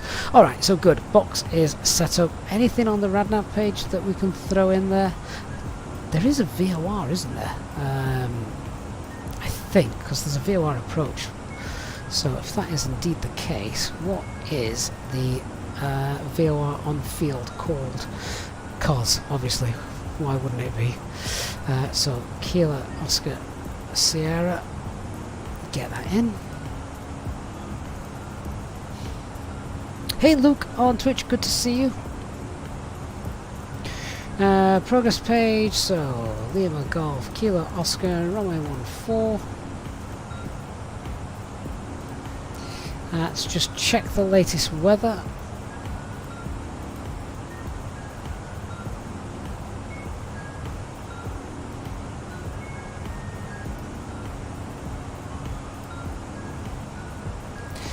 So this was updated at 14:50 about 20 minutes ago. No wind, cav okay, 16 degrees, QNH 1019. Excellent. Right, let's fill the box out then. So 1019 is our QNH. I'm going to get that in here as well. Temperature was, what was it, 16 degrees? Wind 140 at 0. There's no wind reported. Minimums were 667.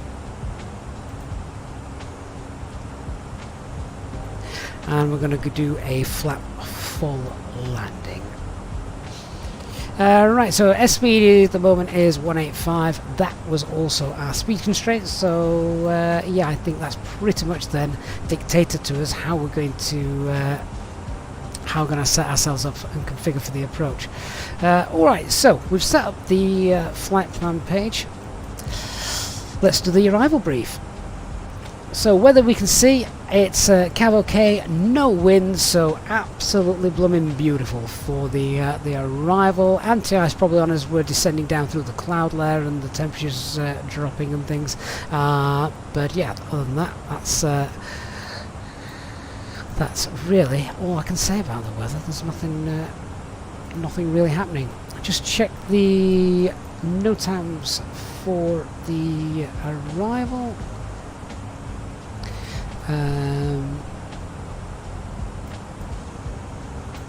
So calls.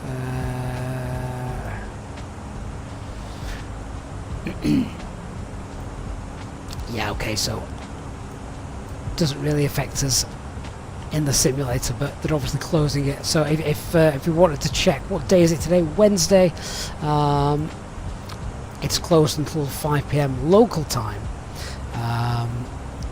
which is fine. Actually, that's just worked out quite nicely. It's just reopened. Look, so that's yeah, that's quite neat.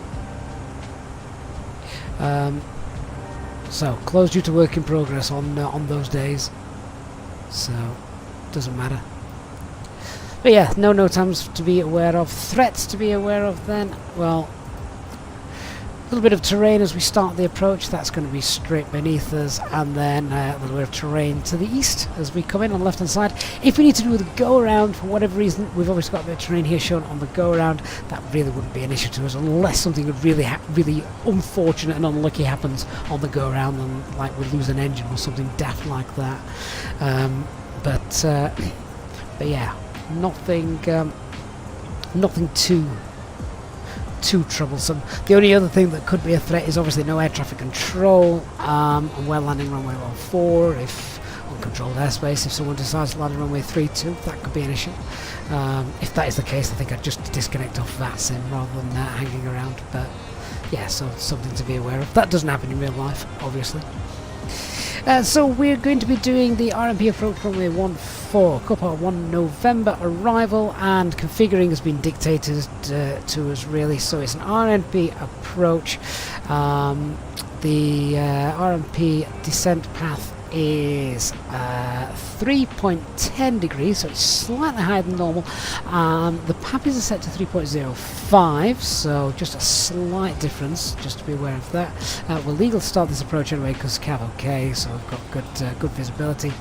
We are going to be flaps 1 by the time we get to battery, and then from battery then we'll just continue to get ourselves flaps 2 out before we get to Kilo Oscar 141, and then we go down. We'll use final approach mode, and we'll do a decelerated approach. Get gear down, flaps 3, flaps 4, etc. as we're going down the final approach path. Platform altitude for the start of that, as you can see on screen, is 3,000 feet. We'll use auto brake low, and then once we've touched down, we're going to have to turn around and backtrack on runway 32, and then we'll park at the terminal somewhere. So yeah, that's the arrival brief.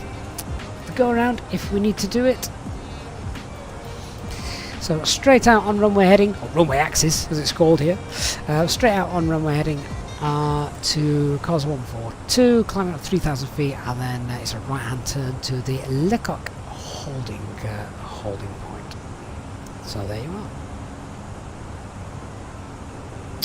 are. Look, does RMP have a glide slope? No, it doesn't. It has a descent profile. Behind landing, United. Landing up runway 0. Gadget FPV, thank you for rating us with a party of 14 on Twitch. Welcome, guys. Hope you are. Hope you're all well. Crazy Gaming, do I still use SimBrief for the flight plans? Yeah, absolutely. Indeed, I do. Captain Irish, hello. So look, does a RMP approach work the same as an ILS? In some respects, yes, but you can't auto land with it. Right, that's the brief done. And we'll be heading down at about 60 miles looking at that. LCFC Dog, thank you for the follow. Top Gun, can someone explain what the gamble posts me? It's just a little bit of fun. You can, as you're watching and chatting and things, you earn Easyjet points, and you can trade those for virtual cups of tea. In fact, if someone could just queue up the menu, that would be great. And then obviously everyone can you can click on that and yeah, see the commands to get to a get some cabin service. But you can also gamble those points as well. So if you get a certain amount of points, you can select the destination of a future flight, or if you get loads of points, you can either trigger a random failure as well. Joseka, so you had FSLTL traffic for VATSIM, still have a lot of planes sometimes that are all generic, all white 737, some planes that are orange. Is it because they put the wrong call sign in? Yes, it can be, absolutely. That is, if you're using the VMR file supplied by FSLTL traffic, then yes, that is indeed the case. And Mark has just redeemed a strongbow, a dark fruit, one for Jayhawk. Excellent. Pleiades 44,000, mate. Thank you so much for your $10 US donation. That is really kind of you, Pleiades. Thank you so much for supporting the channel. Really do appreciate that. Really do. Thank you. That sun's starting to drop like a stone now, doesn't it? It a lot higher than that earlier on. Right, so Athens is beneath us. We've just passed Athens. It's down. Don't think we can see it. No, it's far too cloudy. They look like some serious CBs down there.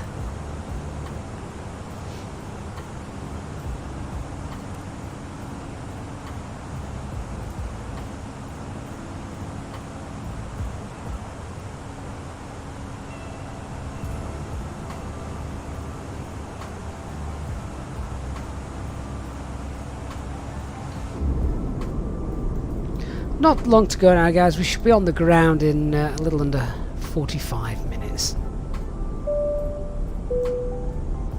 In just a few moments, we'll commence our in-flight service, offering you the chance to purchase from our selection of fresh food available today. Full details can be found in your in-flight brochure.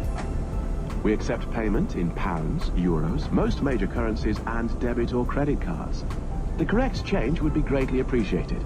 And if we can be of any further assistance, then just ask us as we join you in the cabin shortly.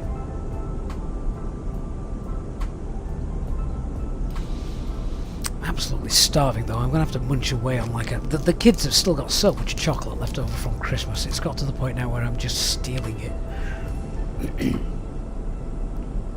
it. Mark Oxley, is anybody else getting odd weather with default live weather in Microsoft Flight Simulator? Leeds is showing clear, but looking outside it's overcast. That doesn't sound right, does it?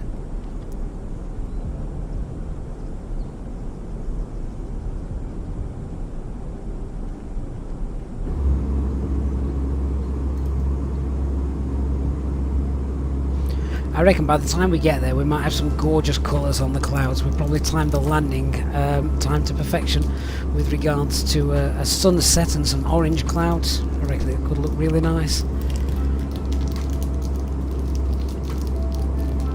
Do you know, I should feel guilty, but I don't. I'm just stealing the kids' Freddo bars. Does everyone know what I mean when I say Freddo bar? I think they used to cost like 18 pence when I was in school. JZ Wrecker, so the announcements come from an app called Self-Loading Cargo. Luke, you did a flight to Athens and during the descent the game crashed. Oh no, that's not good, is it?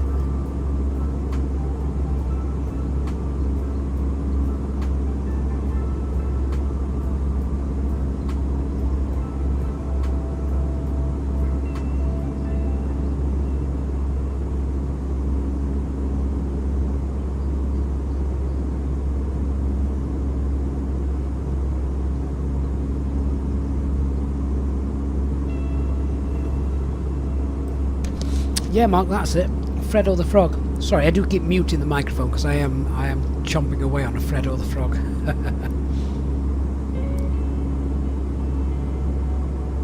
Yeah, Mark Oxley, that's right. That, you know, yeah, they were about 10 pence and now they're a bloody fortune. Freddo the Frog has definitely gone up in inflation, and I'm pretty certain they're smaller than they used to be as well.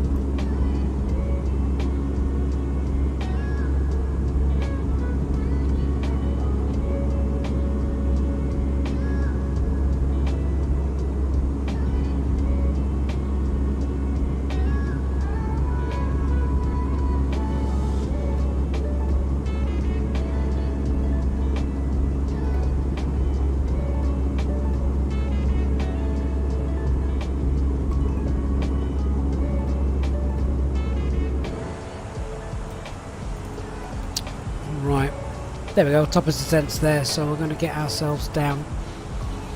Well, if we look at the flight plan, we can just have a quick check. Where we're going towards? We're off towards Varix. would imagine Mora's not going to be too high up. Oh, we can get ourselves nice and safe down to get down to 10,000 feet. Then we'll continue on our way down.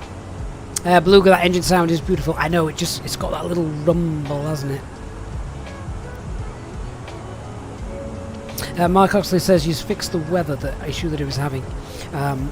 Did a DNS flush, released the IP. Everything's working good now. Excellent.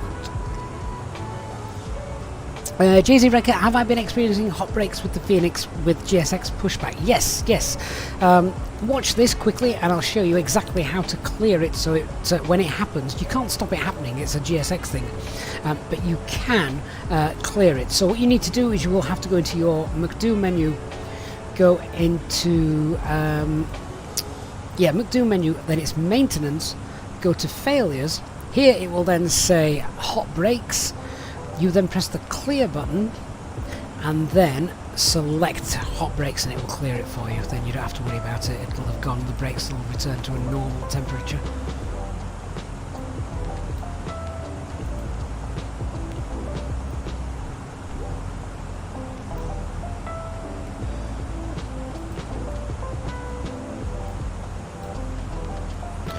Okay, right, let's get down. So, starting our descent, let's go fly on 120 then. Ladies and gentlemen, from the flight deck once again, you will be delighted to hear that we will shortly be starting our Thrust side low descent 120. destination, at which point the cabin crew will start preparing for our arrival. If you could please make sure that all the aisles are clear, the cabin crew are able to make their way around the aircraft without any luggage in the aisles, that would be most appreciated. A reminder for our Easyjet pilot members that free drinks are still available from the cabin crew until the seatbelt signs are turned on. Please note, however, that the toilets will shortly go out of use. Thank you. Sit in the first officer's chair for a while. I was just admiring the contrails. So following the FSLTL update, contrail lengths now vary. So they're not all the same length. So that's another little plus on the realism terms, isn't it?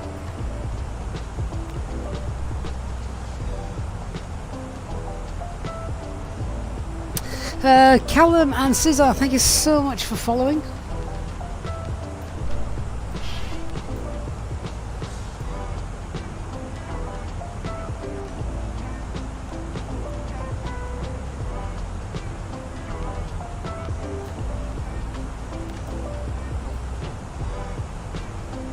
Feels weird sat at this side.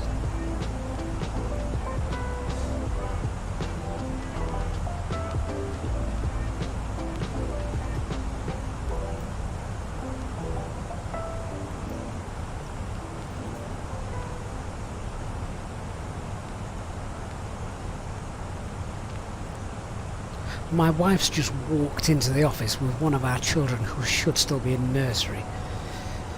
I reckon she's played the sickness card.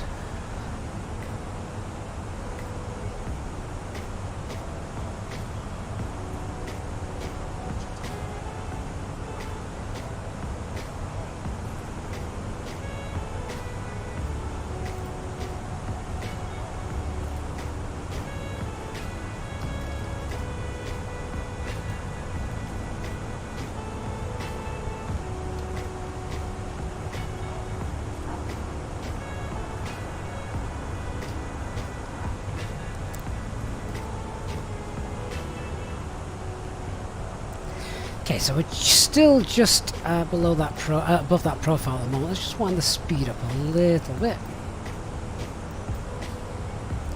Check out the progress page. What are we? Yeah, 2,000 feet above the profile. It's okay. We've still got a long way to go. Not to worry about it. But we can just widen that speed up a bit in open descent and get down a little bit quicker.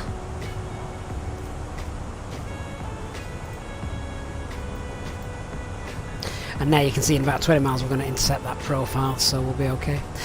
Jean-Mika, what graphics setting am I using? So I use kind of a mixture, but there is a video on the channel which shows you what I'm using if you want to check that out.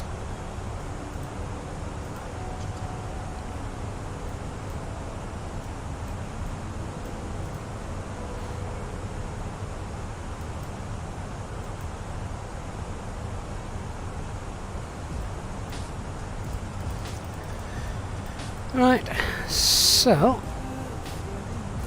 what time do you reckon we're going to be on the ground? Let's see. 15:39, that would be perfect if that was indeed the case.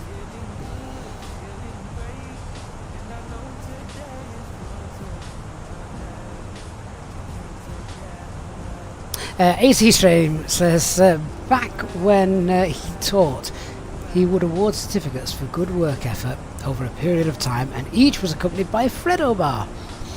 He had industrial quantities in store and had to exercise self-control. I bet that was difficult.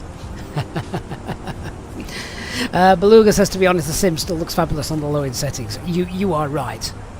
You are indeed right. When the sim first came out, it just looked absolutely stunning, and I definitely didn't have it on the highest settings with the GSX 1660.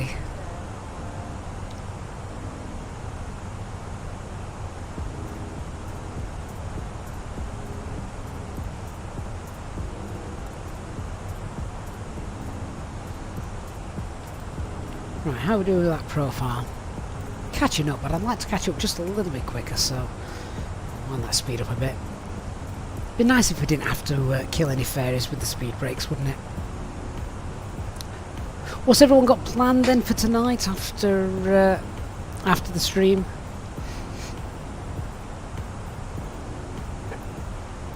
Is everyone in for the night? It's midweek, isn't it? I mean, it's a midweek lull.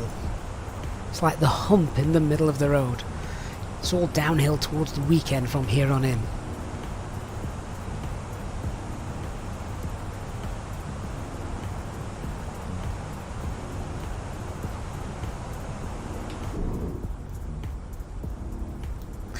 I said the sun would be casting fantastic colours on the clouds, of course. Yes, it will. But there aren't going to be any clouds in Cos, so we're probably not going to get to see it. It's still very hazy though. I love these colours. They've absolutely nailed these colours.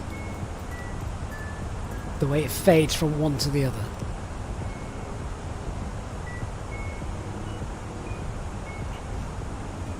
Crazy Gaming UK on Twitch is going to be doing a little bit of flight simming once the update is done. Good idea.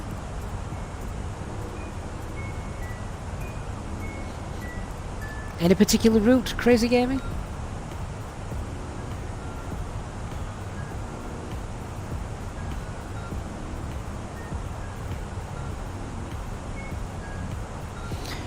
Right, profile's coming up.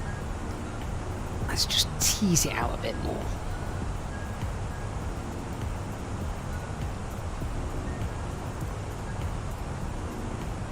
We're going to have shadows coming in from the right side of the aircraft as we land, so that's going to be quite nice as well. Eastbirds Lee, oh mate, as always, thank you so much for your support. Your €5.99 super chat says always happy to be here and to be part of this great community. Keep it going, Eastbirds. Thank you, mate. Huge supporter of the channel, I know, Eastbirds, and our resident gambler as well, Eastbirds. Thank you, mate. Jet Magic on Twitch just landed into Cork with Aer Lingus. Nice. What's the weather doing over there? And Crazy Gaming might do Gatwick to Malta. I keep looking at Malta. Malta keeps calling me. I haven't done Malta for absolutely ages. I was going to do it the other week, but there was a 47 knot crosswind going in there. I thought, nope. That's not happening. Eastbirds, will you reach 1 million today? I thought you'd already reached 1 million, or did you gamble it all away? Oh, typical.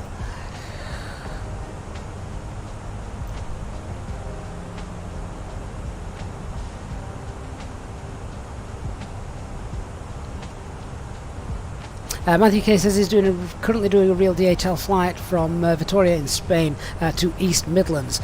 Keep waiting for a good East Midlands scenery to come out. So Easyjet, they don't have like a base there, but they do fly some summer routes from East Midlands usually, which would be nice.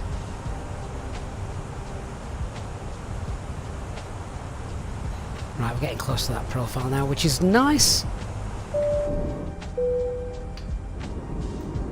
Ladies and gentlemen, take full advantage of your tax-free allowances today and make some amazing savings with our boutique range. In your in-flight brochure, you'll find details of our award-winning selection of gifts, most with massive discounts, some of which are exclusive to you as an Easyjet customer. Make the most of your opportunity to shop and save from the comfort of your seat. If you'd like to see any products, have any questions, or would like to make great savings, then just ask us as we join you in the cabin shortly.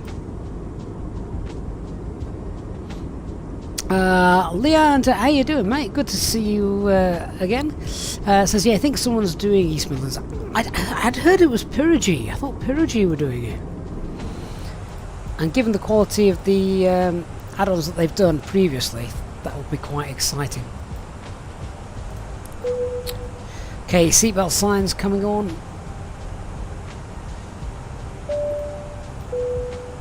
Ladies and gentlemen, the captain has turned on the fasten seatbelt sign. If you could please return to your seats and ensure that your seatbelt is securely fastened. If you are travelling with an infant, please ensure that they are secured safely using the infant seatbelt provided. The toilets will now go out of use until the fasten seatbelt sign is turned on. Please contact a member of the cabin crew if you require assistance. Thank you. Right, so we've activated the approach phase. We're going to start slowing our aircraft down as we start to drop below the profile, so that's nice. Start concentrating a bit now. So where's Cos? It's over there somewhere.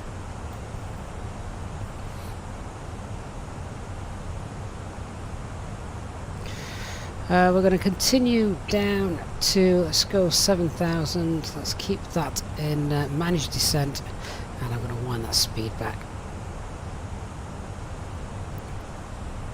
So speed now 250, speed, descent, and 70 blue. Captain Rogers, approach phase already at 5120. Yeah, absolutely. We're not, as long as it's activated, because do it now, and then when I push for managed speed, we're not going to accelerate up to 250 knots.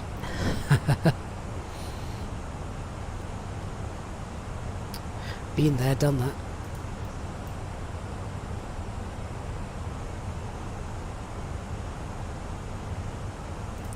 Alright, we'll just pull open descent so we can slow down and bleed some speed off. There we go, thrust idle, open descent.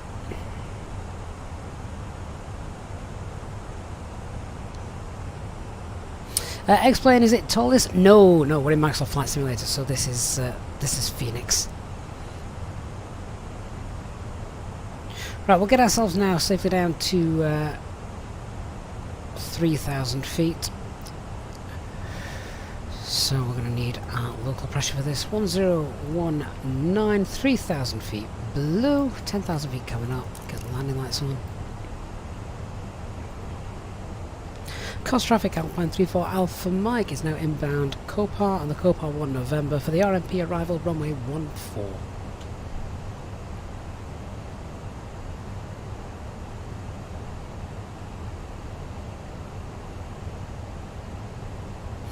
What on earth is that?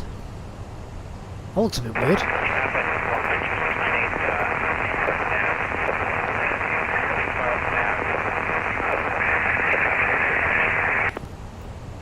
I don't know who that was, but I couldn't understand a word of that.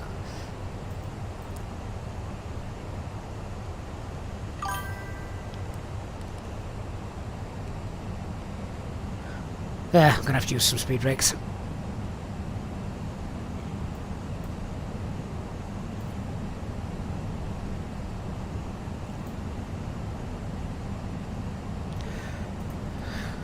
Push for managed speed.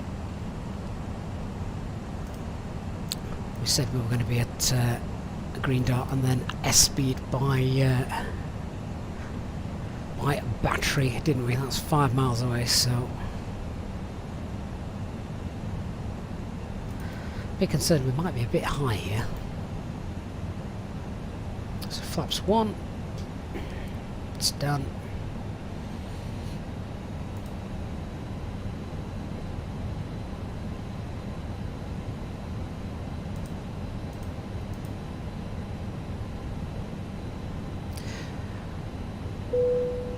Get flaps 2 out and use the drag. Flaps 2, speed's checked. About 15 minutes till landing, if you can prepare the cabin, thank you.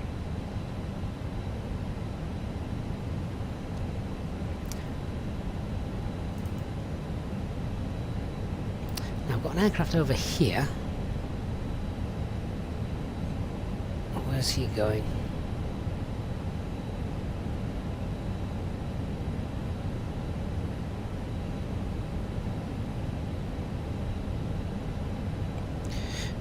Right, so he's also coming in. We're going to end up converging at the same time, aren't we?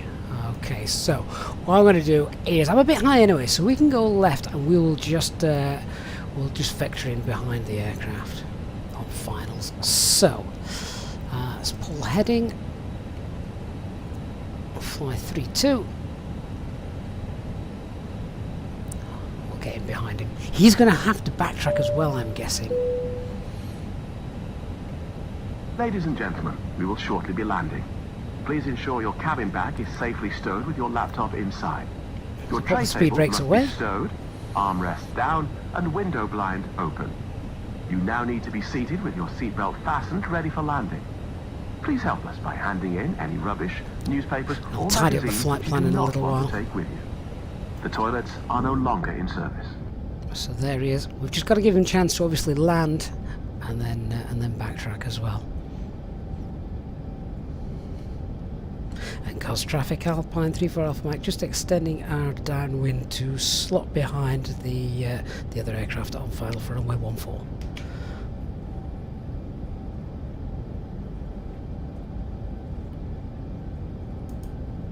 I'll be out of your way shortly, Walker 2698. Yeah, so Walker 2698. I hadn't recognised that call sign at all.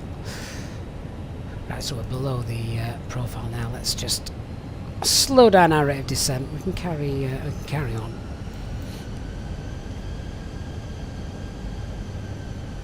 And with that traffic coming in, I'm going to be happy just to retract those back to flaps 1, so we've not got as much drag, so we don't use as much fuel. It would have been fine had we not had that traffic to avoid.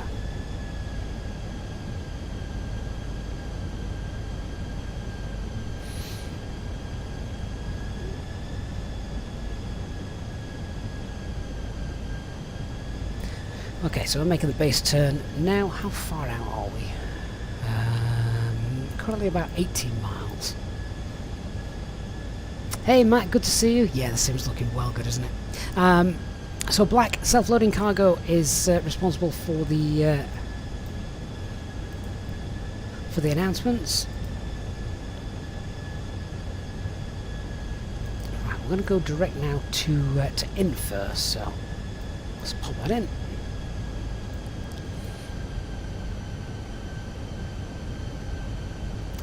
So, nav.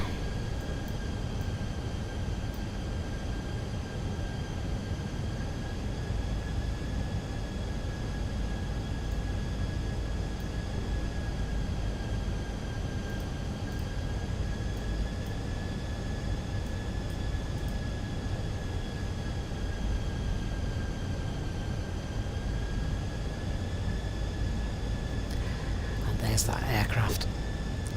So just to give them a bit of time as well, because reduce our final approach speed in a moment.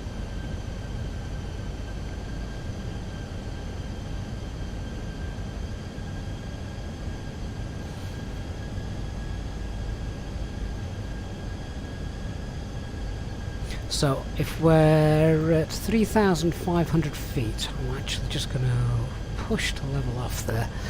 3,500 feet is what we need to be at invert. That's safe, so that's okay, and that's obviously just avoids this terrain here.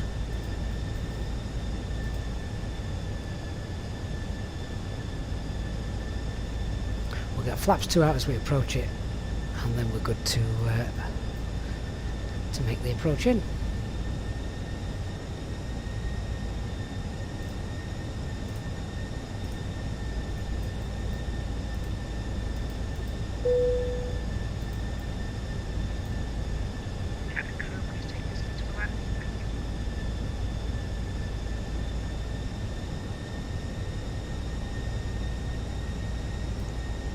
So Infer leaves us with about 12 miles to run.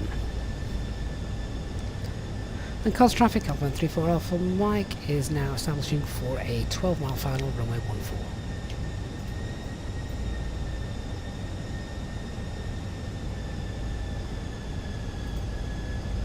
Alright, so thrust idle, open descent, back down to 3000 blue. So we've got thrust idle, open descent, and now approach nav. Our final approach is armed. We're going to go flaps 2, speeds checked, flaps 2.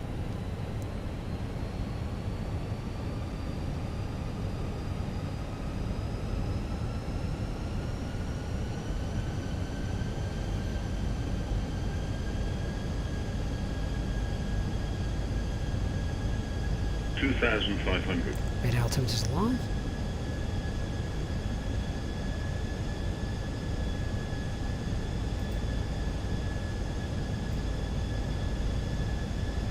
We've lost the sun now, haven't we? It's gone.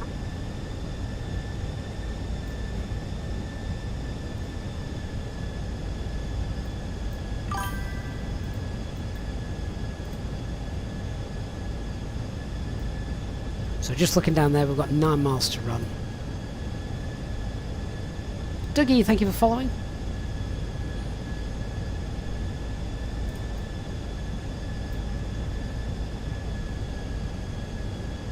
Looks like he has just vacated. We can see him just coming off runway now.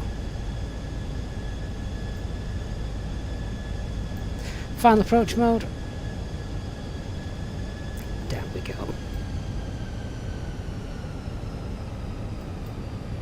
So missed approach altitude is 3,000 feet. Walker 268 vacated runway 14. Missed approach altitude.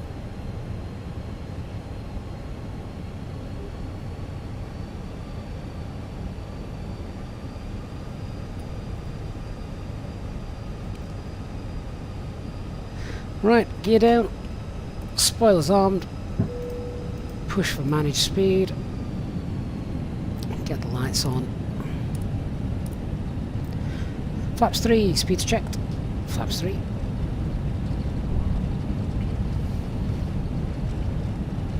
Huge amount of manual brakes. We could do manual brakes. It's a long enough runway. We could do auto. Can do auto brake low as well. It's still not going to get us stopped in time. We're still going to have to turn around on the runway.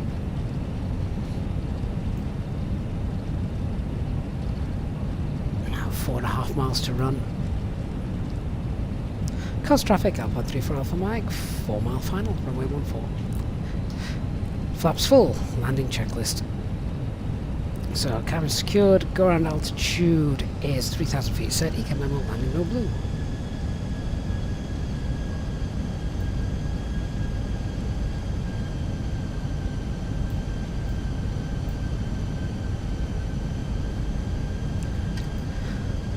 So, autopilot off, I have control, flight director's off.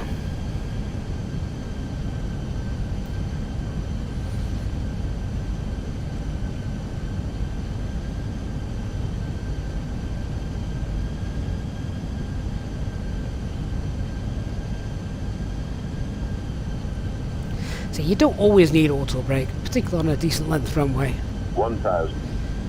Problem with this runway is that even with a maximum brake, you're not going to stop before that first taxiway on the left.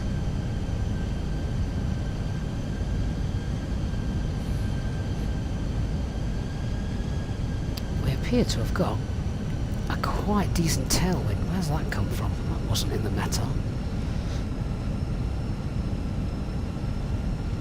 So just be aware of that. We might have to flare a little earlier than normal due to that. Above.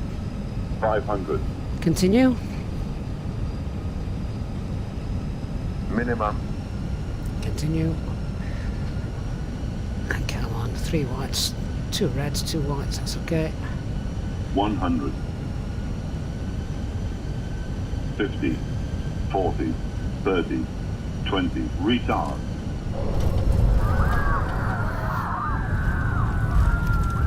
Overzealous passengers screaming, nothing to worry about. Anyway, we're on spoilers deployed, first green.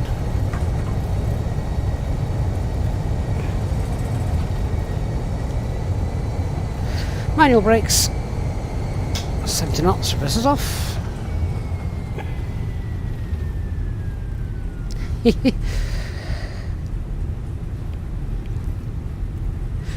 we're that close to the end of the No runway. better for you. We may as well use the turning pad. Ladies and gentlemen, the cabin crew will shortly be leaving their seats to perform safety-related duties. However, we ask that you remain seated until the fasten seatbelt sign has been switched off. Portable electronic devices for messaging, calls or internet access may now be used. Please make sure that you take all Got your replay of that, personal might check that out in a belongings bit, make sure with it you, wasn't check in quite the as seat bad as the pockets, passengers underneath were the seat, making out. and in the overhead lockers. Do take care when opening the lockers in case anything falls out. Smoking is So not 10 knots for permitted the turn, until you reach a that's designated smoking area. On behalf of the captain and the crew, it has been our pleasure looking after you today. Our ground crew will help you complete your Easyjet journey. For the latest news, promotions, flight and destination information, check out our official Facebook page, Twitter or Easyjet app. What did the landing rate come up at then? Was it was the screaming justified? Sure it wasn't.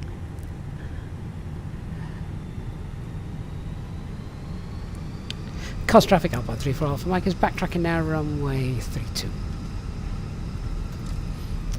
407. You don't scream at 407. 407's just planting it down. If it's above 550 and approaching 600, yeah, alright, I'll let a couple scream.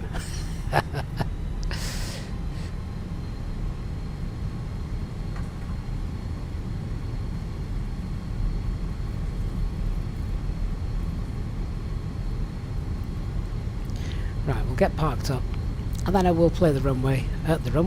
Play the replay quickly. See what it looked like. See if it really was as bad as they said it was. So, because I'm going to do the replay, I'll leave everything configured, engines running, flaps out, etc.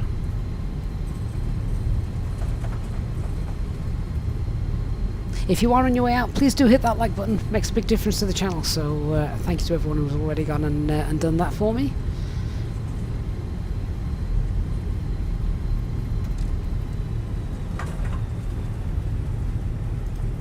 Other than that, welcome to Cos, welcome to Greece.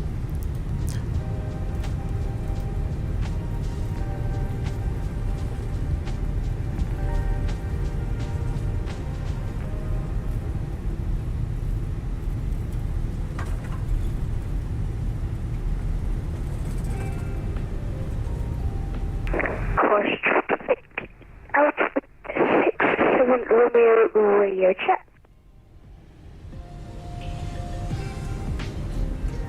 Is that a parking stand? Looks very close to the taxiway. Not sure my wingtip clearance is going to be certified there. Yeah, that's not a parking stand. What's that aircraft doing there?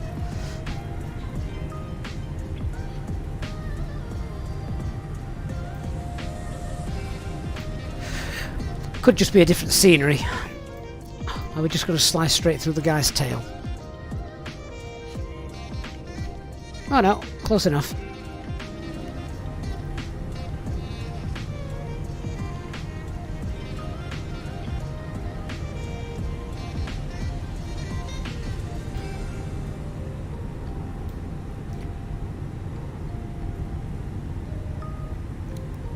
Quite looking forward to seeing that replay.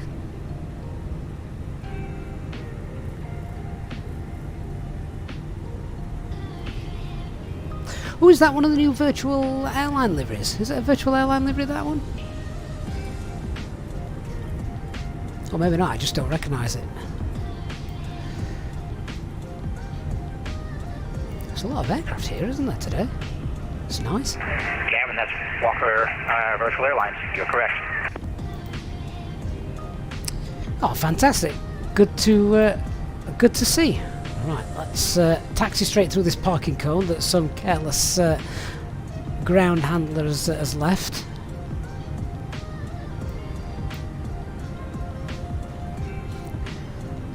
Oh well, that's annoying. Never mind.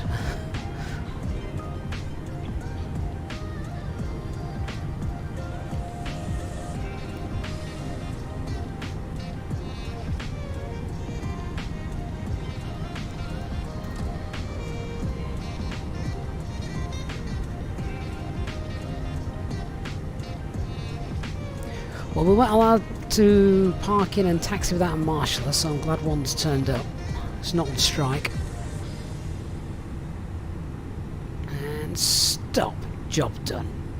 Right, let me say ta-ra to everybody on VATSIM. Thank you for being with us. We're going to disconnect off there. We're going to get rid of self-loading cargo, and I'm going to check out that replay for the landing, see if it really was worthy of the screams. Let me just make it a bit more daylight as well. It wasn't quite that dark when we landed, was it? So let's just... that'll do. Right, let's get ourselves in on final. There we go. Speed, speed, speed. See what this is like.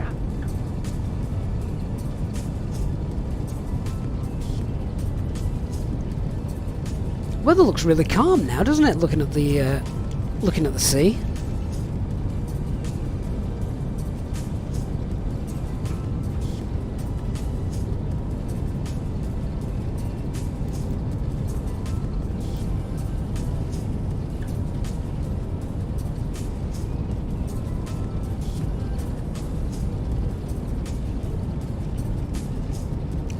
Looking at that terrain on the island today, that looks almost like FSX.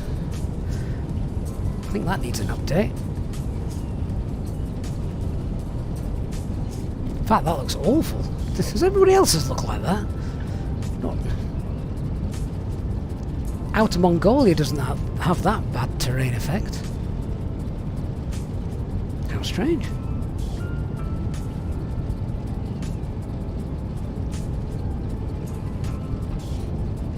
Greece hasn't had a world update just yet, has it?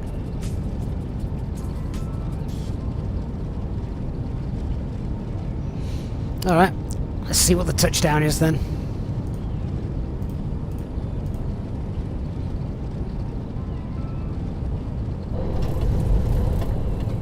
Oh, that wasn't bad. Nervous flyers, clearly, all of them.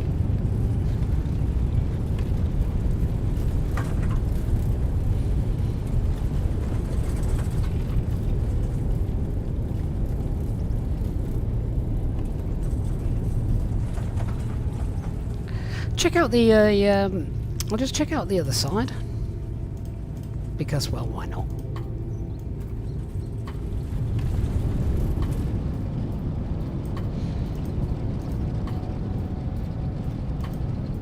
Oh, that looks nice with the sun just on its last legs.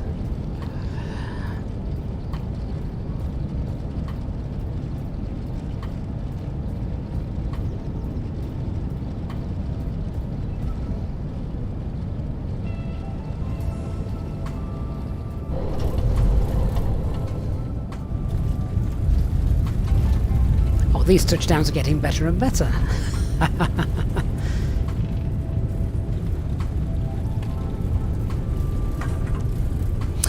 Chris, one thing, just looking at Google Earth, is that the airport is pixelated out. A lot of the Greek ones are, aren't they, for some reason? I don't know why. I don't think they've got major secret stuff going on there, but yeah, I have noticed that.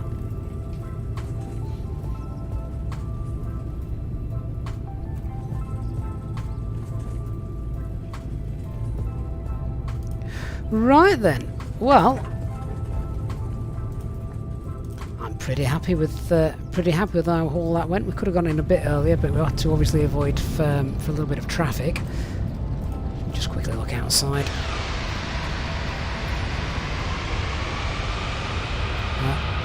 All seemed to work well, I think. Hope you guys have enjoyed the flight anyway. It's been a great way to spend a Wednesday afternoon. Bookies Gaming, so if you want a replay, free tool on flightsim.to, we'll get you that.